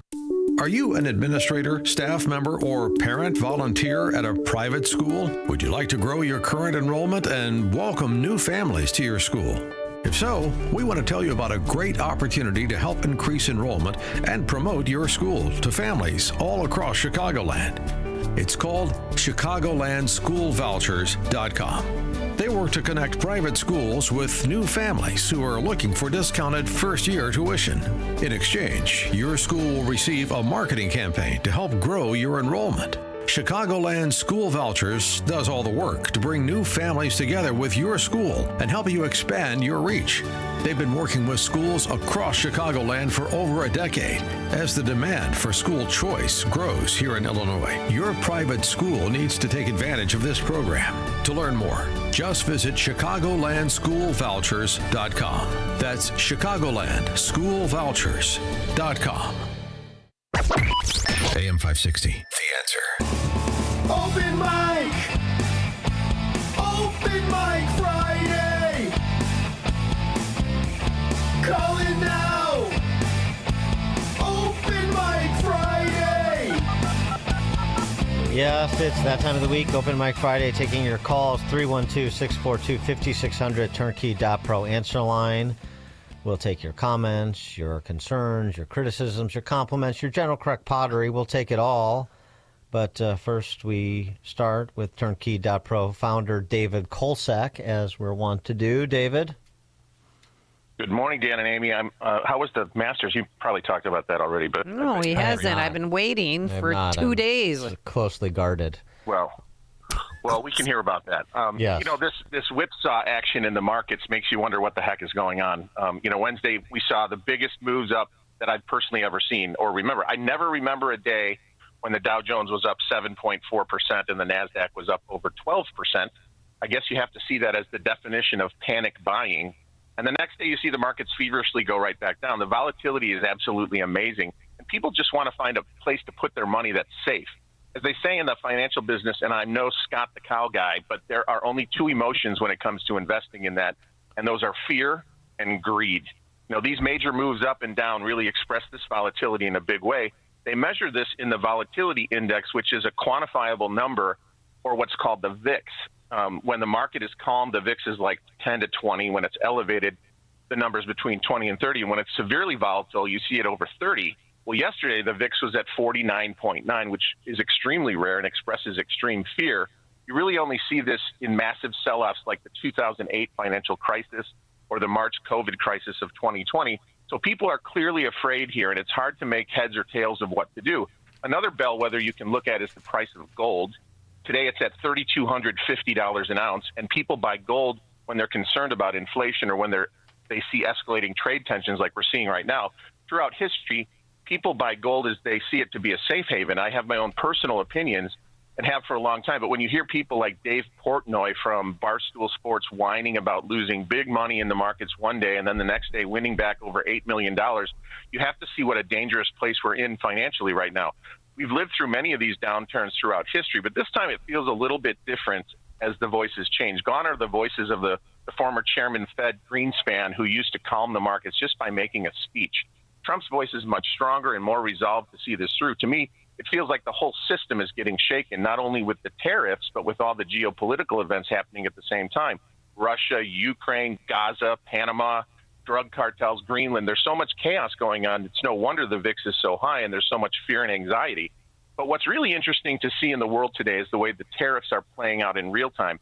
I've heard about tariffs for a long time in theory, but no one's had the real courage to call them out and call every country out while seemingly isolating China. You know, if tariffs were so destructive to economies around the world, then how did so many economies boom while having huge tariffs in place for years? How did China and India become such economic powerhouses with these tariffs in place? How did Vietnam, of all places, become such a different country, even though it has these prohibitive tariffs in place? How about Germany and the EU even functioning with the tariffs they had in place? The market's telling us that tariffs hurt economies, but yet they seem to have helped everyone who's tariffed the heck out of us forever. Economists have told us tariffs are terrible for economies, but everyone else seems to like them and uses them to improve their own states. The funny thing is that once they've been called out, everyone seems to be angry at the guy who called them out and not the fact that the tariffs are asymmetrical and it's not fair. Kind of the same situation as Doge calling out fraud. Why wouldn't you be mad at the person or country who instituted the tariffs against the United States in the first place? Why is Canada angry with us when it's running a $63 billion surplus and it has tariffs on some of our products at 250%? Doesn't it seem like the people who started this lopsided trade war should be the ones to blame, not the people who are reacting to the problem and trying to equalize it? So my point here is that there's so many moving parts of this tariff situation. It's going to be a bumpy ride, just like Scott the Cow Guy said earlier. It seems everything's being realigned. It's going to take time. We're going to have to be patient as we're seeing a very good attempt at evening the playing field after decades and decades of abuse. So as they say, no pain, no gain. If this administration can actually pull this off, the world will be a much better place for the U.S. in the future. I just hope the short-term pain in the markets doesn't soften Trump's resolve. I don't think it will, but you never know. So fasten your seatbelts. Okay. I mean, I'll address the idea that I guess I could address it again. I've addressed it before. The idea that taxes are the way that countries get rich. You can overcome terrible public policy. A lot of successful businesses in Illinois overcome terrible public policy and still succeed. But it's not because of confiscatory property taxes. It's not because of the highest state and local tax burden in the country, is it? We'll get to it. Take some calls. Oh, what about a Masters? I mean, none of us have the I'm sure many means people, to get to the Masters to watch the practice I'm sure many round. people listening, especially golf fans, have been to the Masters. It's not like I didn't discover the new world. I know, mean, but yeah. I have some questions for you, so maybe can you make some time for me, please? Yeah, Thank you very much, boss. Yeah. Appreciate juice. Bob in Buffalo Grove. Good morning, Dan and Amy. Always good talking to you. Regarding China, the tariffs, and Trump, let me offer this kind of maybe crazy idea. Should Trump reach out to Apple and Tim Cook and request that Apple get out of China and bring back his manufacturing of Apple products to the U.S.? Now, that may not be feasible economically, considering America's wages, but how about switching the manufacturing assembly of Apple products, the iPhone, the computers, to trade-friendly countries. Yeah, they just did. We talked about it yesterday. They sent 5 planes full of iPhones through India to the United States instead. You know, the company as big as Apple has contingencies for this too. They can telegraph what's coming with tariffs, just like policymakers can, probably ahead of the curve in terms of their supply chain, the flexibility with it, which is one of the things that you have to consider. So what does that say? Even if you put a 25% tariff on goods coming out of India or Vietnam, that is still more attractive for multinational corporations to shift their supply chains to those countries as opposed to onshore them. I mean, there's other dynamics in terms of the cost of doing business and business climate that are in play than just the tax, which is what a tariff is, again, a tax on the goods. So, yeah, I mean, this is why, like, thanks for the call, Bob. Looking at these things in isolation is the wrong way to look at them. But suggesting that tariffs are the means to economic vitality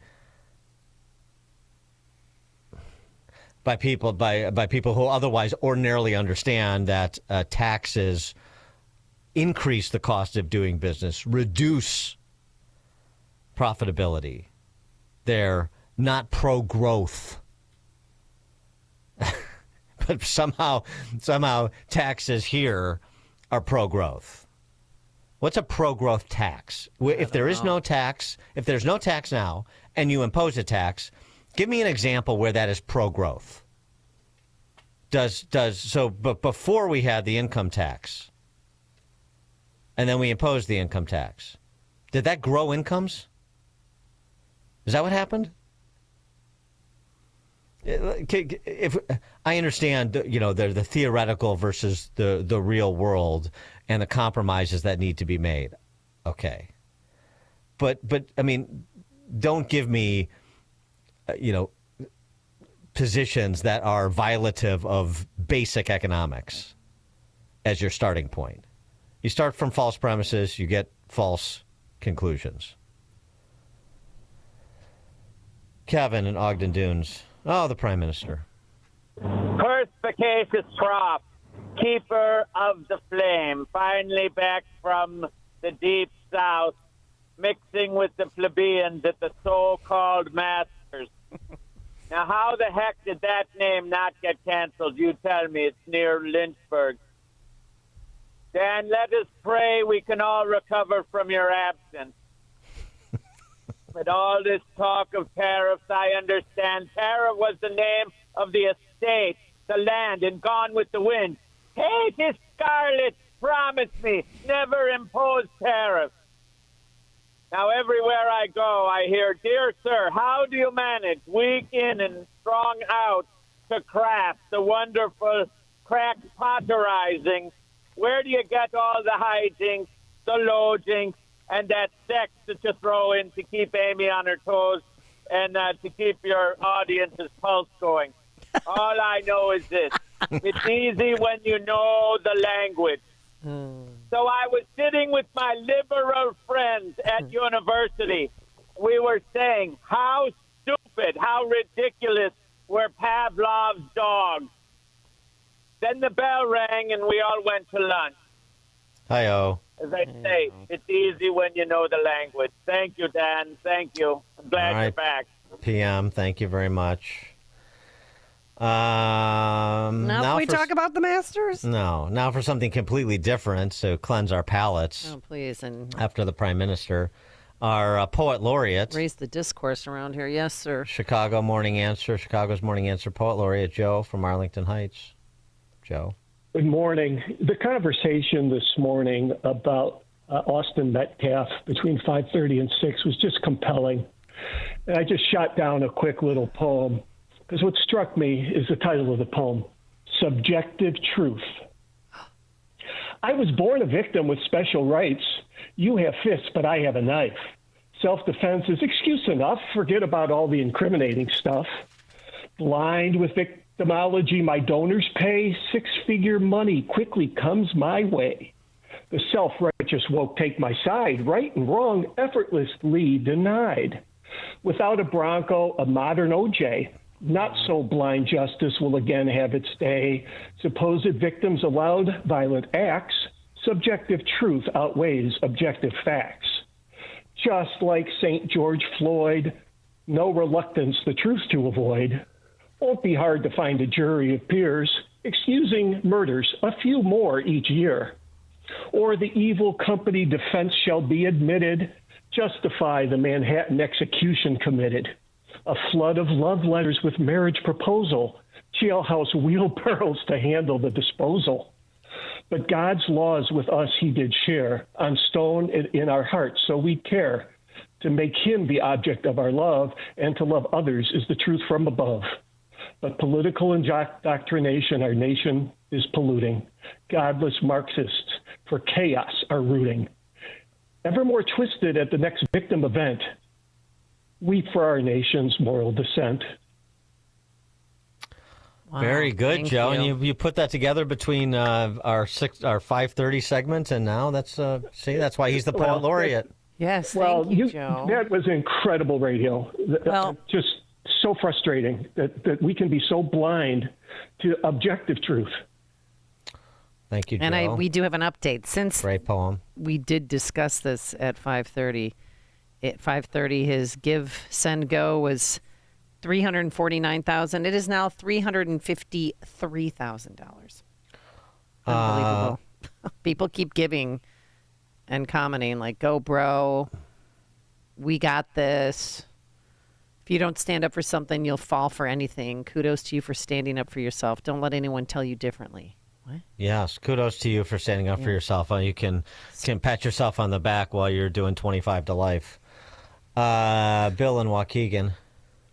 Hey, Dan and Amy, thanks for taking my call. Dan, I just wanted to comment with my little crack pottery here on what you talked about last week about being a muni as opposed to, going to a country club. Well, I tell you what, I feel the same way now about coach versus first class. I just can't. I mean, I'm not a good golfer, and I know that, so I'll always be a muni in that. But I tell you, traveling from now on, it's got to be first class, and I just like to, and I stare at the people as they walk down the aisle. You're one of those, huh? A little sly smile on my face, going chump. Wait, what happened to you? What's wrong? If you get the first few seats or bulkhead, it's not that bad. What happened to you? No, but is it, did you just start flying first class? I can't do that, Amy. I can't do that. Just like you talked about, there's always like one fat person that's going to be there. Oh, I know. And you make eye contact, and sure enough, that 465-pounder sits right in the middle next to you. So I just can't do that. So have you been flying first class for a long time? Grown, I think, emotionally. Because of what Dan said, so I am now. Wait, hold on. Have you been flying first class for a long time, or is this a recent development? Recent developments, and then I flew business class to Doha and the Maldives, and I just can't do it anymore. You had one of those condos in the sky, right, with your bed? Your bed lays down. Yeah, that's the best. Oh, well, I mean, it was bigger than my first apartment I had in Alexandria, Minnesota. I mean, you realize that you're better than people in coach, and so, I mean, that's just how it's got to be. Oh, my God. You guys kind of sound like snobs. Thank you, Dan. Yeah, exactly. But I'm the same way. Thanks for the call. You know, I mean, and by the way, flying first class, he joins the likes of AOC. AOC on her way to a Stop the Oligarchy rally. People noticed her in the first class cabin of JetBlue Flight 511 on March 19th. And apparently she was unfriendly. Somebody posted, "Nothing says power to the people like ignoring voters looking to say hello, reclining in first class while tweeting about income inequality." Yeah. Another AOC is fighting the system one first class mimosa at a time. That's a great line, too. Well, I mean, that's, Comrade Bernie did it, too, the multi-millionaire Marxist. Yeah. It's fun. Hey, how you doing, Dan? Now I'm starting to think that you actually did not attend the practice round at the Masters. I did attend the practice round. Okay. Well, who's your favorite golfer? Who did you stalk? We'll get to it. We have all these people. I'm people I'm a man want to hear of the about people. You. We're getting text messaged here. Despite being a better, like Bill and Waukegan, I still want to hear from the unwashed masses. Okay. Bill, Southside. Yeah, I was going to say, I wanted to mention to Amy, I remember she was talking about trying to find other Jacobsons in the Chicago area, and I never got through to her, but my Uncle Charlie, he was a Jacobson, Charlie Jacobson. He was one of the architects for the Alaskan Highway back during the war. Wow. And plus he was the treasurer for the Carpenters Union in Chicago up until he retired. But he was a very excellent architect. And his Aunt Clara was a doctor, and she was one of the first female doctors to do heavily into cancer research. In fact, she's got a whole wing dedicated to her at South Shore Hospital with a plaque with her face on it and everything. And but she never married. She just totally dedicated her life to medical and cancer research. So I just want to let you know that. And my aunt used to call him the Swede. Well, so you have all these talented Jacobsons. What happened to you? Hey. I'm talented too. Oh, yeah, and Bill. I don't like to brag. Well, and an Bill. Engineer, Bill? Huh? Are you an engineer? No. I was an armored car messenger. I traveled all around through Chicago area for a while. I'm retired now. Good for you. And so I don't want to mention a name. I don't know if I should. You know? Can mention you're retired from there. It's all right. Did you like the company? Did you like working there? Brinks? I was Brinks. So it was with There Brinks you go. for Good guess. a long time. And so, so are all you Jacobsons related to Amy, or you're trying to find? You're trying to find out if you're related. I don't know. Oh. I don't know. Are you from Västmanland province, Norberg, Sweden? By any chance? Reality show. Well, you know what? I always get these Ancestry.com notifications, and Thanks, we Bill. found somebody related to your grandpa. You know, like I don't want to know, because I have heard horror stories of women finding their fathers. Knock, knock on the door. Hi. Oh yeah, my mom. I never knew you, but you're my actual father. Wait, what? Okay, I know I said that story really wrong, but yeah. I have a friend who has had not one, not two, but three women find him through his business and say, I did Ancestry.com, because he made the mistake of doing Ancestry.com. You know, somebody gave it to him as a gift for Christmas years ago. And since that time, three women, they're all in their 50s, have come up to him, have found him via, through work or actually going to his door and saying, I am your daughter. Oh boy! So he was spreading his seed, apparently. Yes. I mean, this is why Ancestry.com went bankrupt, because this is get off Ancestry.com. What are you doing? No, I think 23andMe went bankrupt. No, Ancestry.com will be next. Well, I mean, that's some scary stuff. So we're not going to do Searching for Jacobson's reality I'm show? not. Absolutely not. Well, you haven't gotten yours done because you don't want to know either, right? Yeah, I don't care. You've been spitting to the cup. Did I tell you that my mom, we got her Ancestry.com and it came back inconclusive? Came back inconclusive? I did. It came back inconclusive. Just inconclusive to have any she's sort a Martian, of heritage? she's an alien? Yeah. No, it came back inconclusive. She may or may not be human? I know. Isn't it? Eduardo in Tampa Bay. Yeah, Dan and Amy. Daily Mail's got a piece on how much you got to make in every state, salary-wise. In L.A., you got $213, Illinois 91, and 160 for New York, 1,000 a year. How about that? Wait, 160 at the state level? You have to make how much to survive in Illinois?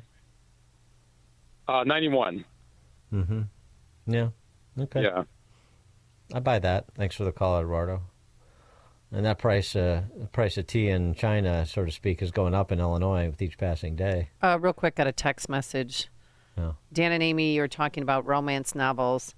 This is from a man's perspective. I highly recommend Somewhere in Time, starring Christopher Reeve and Jane Seymour. My favorite film. The movie. Yeah, okay. the movie. All right. I guess I wonder if I can watch that at Pink Couch Books while I read an E.L. James LGBTQ-friendly novel. While you're looking for chicks. Pink Couch Books in Wilmette. That's where you're going to find me this summer. Here's somebody I'll talk about the master. Steve in Morton Grove. Yeah, hi. How are you this morning? All right. Thanks for the call. I just got back from the Masters with my wife. I took her for the first time this year.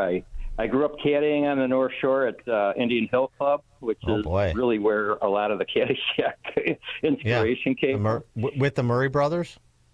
Yes, actually, I went to St. Joe's, and I went to school with Andy, and Bill was a little bit older than I. Yeah.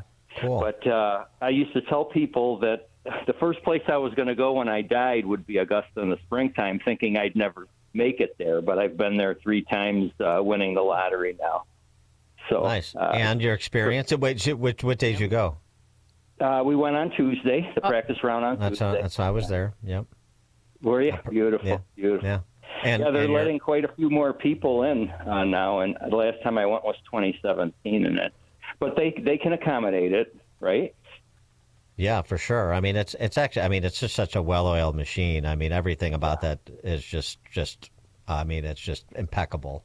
What a place. Did either of you follow a certain golfer or just stay at a hole and watch them go by, or how did it work? What'd you do, Steve? Chairs, or actually my brother came too, so we bought 3 chairs and we planted them on 16 and then just walked the course. And I used to follow players, but it's too tough now. So very good, thanks, Steve. Appreciate it. Well, and so then the cool thing about that is, at Augusta, it's basically like the DIB system with parking in Chicago in the winter. Like you put your chairs down, and you can leave stuff there, like whatever you bought, swag or whatever you can leave, and you go walk around the course 2 hours later. You come back, your chairs are there. Really? Everybody respects the protocols. Yeah. Do they make you put your cell phones away? You can't bring a cell phone in. Can't bring no it electronics. In. No, wow. You could bring in. I don't think you can bring cameras in for the actual tournament. You could bring a digital camera or one of those disposable cameras in for the practice round, because one of the guys I went with did. But you cannot bring. You can't even bring cell phone in the place. Wow. And isn't there a fixed price for food that hasn't changed in decades? Yeah, it's basically what they do is like something approximating 1935. When I think that was maybe 35 or 36 when the course opened. Okay. Something like that. So the famous pimento cheese sandwich is $2, and the egg salad sandwich is $2, and the Crow's Nest beer is $3 or something. I mean, it's wild. And if parking is free. I mean, it's really easy, and it is just so well run. You just can't believe you've never been to a major, or at least I've never been to a major sporting event. Yeah.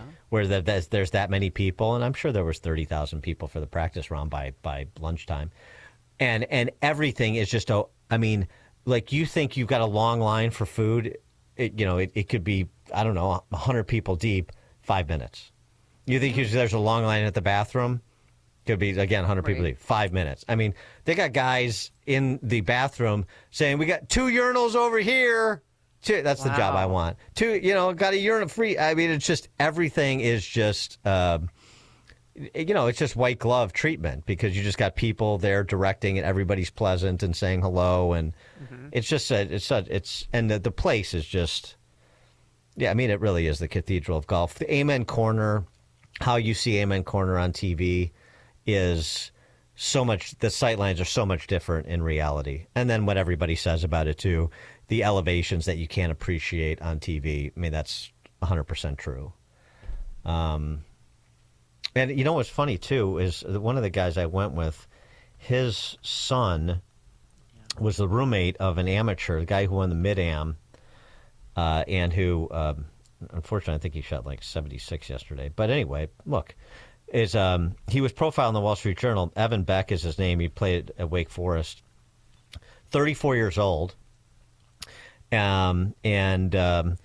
a portfolio manager for an investment firm by day, and he was playing in a practice round on Tuesday and playing yesterday, of course, as an amateur. There's, I think, 4 or 5 amateurs that are in the field. We'll see if any escape to the weekend. But anyway, that was cool. So it was cool for him because his son was roommates with Evan Beck, and then to see him, more than a decade later after they got out of Wake Forest. That's that great. Was fun.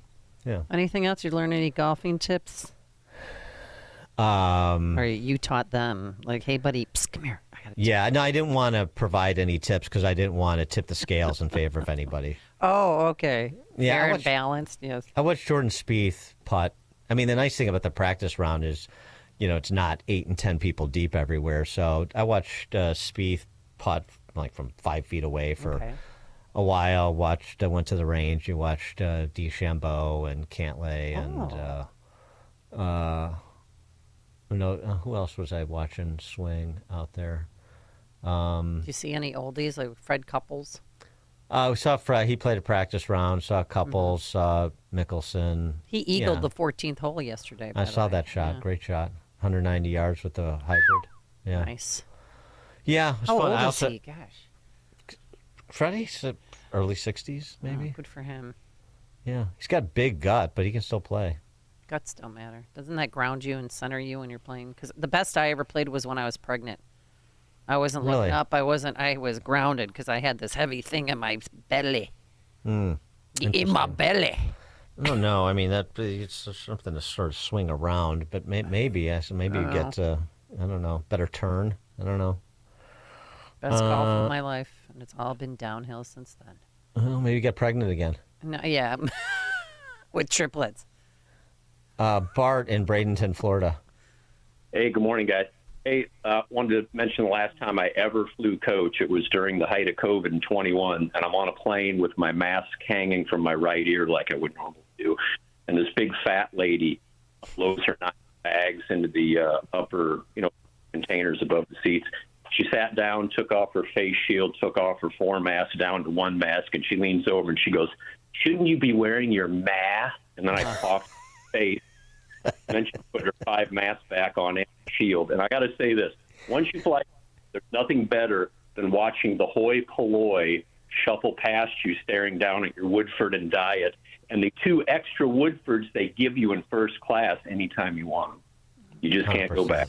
No, that's a wonderful story. Thanks for the call, Bart. It really is true. When I fly coach What do you fly now? to keep the common touch, that I possess. But when I walk past first class, it is with a heavy heart. I know. It is. I lost my first class seat the other day too. I was so bummed because I thought I checked in for my flight and I didn't. They gave my seat away, so there I was with Bunky in the back row of the plane, just like trying to breathe. It was one of those smaller planes, those the ones that have been crashing lately. Those CR. What are they? Sorry, hit with helicopters. Excuse me. To be cast down into coach is just that's undignified. Yeah. Free upgrade I lost. Ron in Sycamore. Hi, Dan and Amy. Hey, Dan, wasn't 2 urinals over here the name of your high school cover band? Weren't you a Weezer cover? Yeah, very nice. Ron, what's your new Very Twitter nice, handle? Ron. I want to follow you on Twitter again. I miss you. I haven't gotten on it yet, Amy. okay. I'll let you know when I do. All right. Very, very nice, Ron. Well played. Twitter Yeah. is fine. 2 love urinals Ron. over here. That would be a great Weezer cover would be band. good. Weezer in the news too. Very topical. Oh yeah, by you're Ron. right. Mm-hmm. All right. Anything we need to hear about from you in your life? Interesting things you're doing. Who, me? Yeah, this you. girl? Yeah. I've got a No? lot of sadness in my life. I don't want to talk about it. My geez. neighbor died, and I'm just all banged up. My former neighbor. Do you have an alibi? Stop it. She died from cancer, but she and I had so much in common. Guns, blondes, bulldogs. Like, we joked around that our band that we never made was Blondes and Bulldogs. But she was a Republican. She was just a great person all around, and 34 years old and a 2-year-old 34? daughter. Yes. Oh, geez. Metastatic melanoma. And she never, I mean, she was just, you would have loved her. She had, in she brought over Chicago? baked goods. Oh, yes. This is the funniest thing because she's from North Carolina. So one time she was watching the news, and I'm older than her, obviously. She could be my daughter. And she said, she called me up. She's like, I'm checking on my elderly neighbor. And I said, why that? She said, well, why on the news are they telling people to check on your elderly neighbor when it's really hot or really cold out? Wouldn't you just do that naturally? I'm like, no, honey, we're in the Midwest. Yeah. We're in Chicago, I should say, but Right. We can't do anything without being instructed to do it by our network affiliate news readers. Per the government, too, the government-run stations. Okay. She's like, so that was our running joke. If it was ever hot out or cold, she'd call me or text me. It's like, I'm just checking on my elderly neighbor. Well, that's sad to hear. Yeah, so it's just been a hard week, It's just... And I asked my pastor, like, why does God take the good ones? She's like, Amy, God didn't do this to her. God is with her now. So you've got to stop saying that, because when things happen, I always say, why is God doing this again? Or why? She's like, no, God's with you while this is happening. As Billy Joel saying, only the good die young. Chuck and Delavan to close it out on a high note. Yes, please. Hey, how you guys doing? Hey, I'm going to be at Pier 290 tonight. And then on tomorrow night, I'm going to be over at the Abbey. There'll be no shortage of fat chicks for me to dance with over there.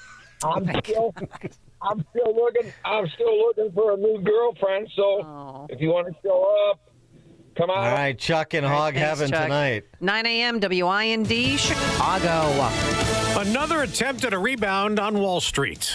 I'm Dave Anthony, Fox News, but it's not nearly like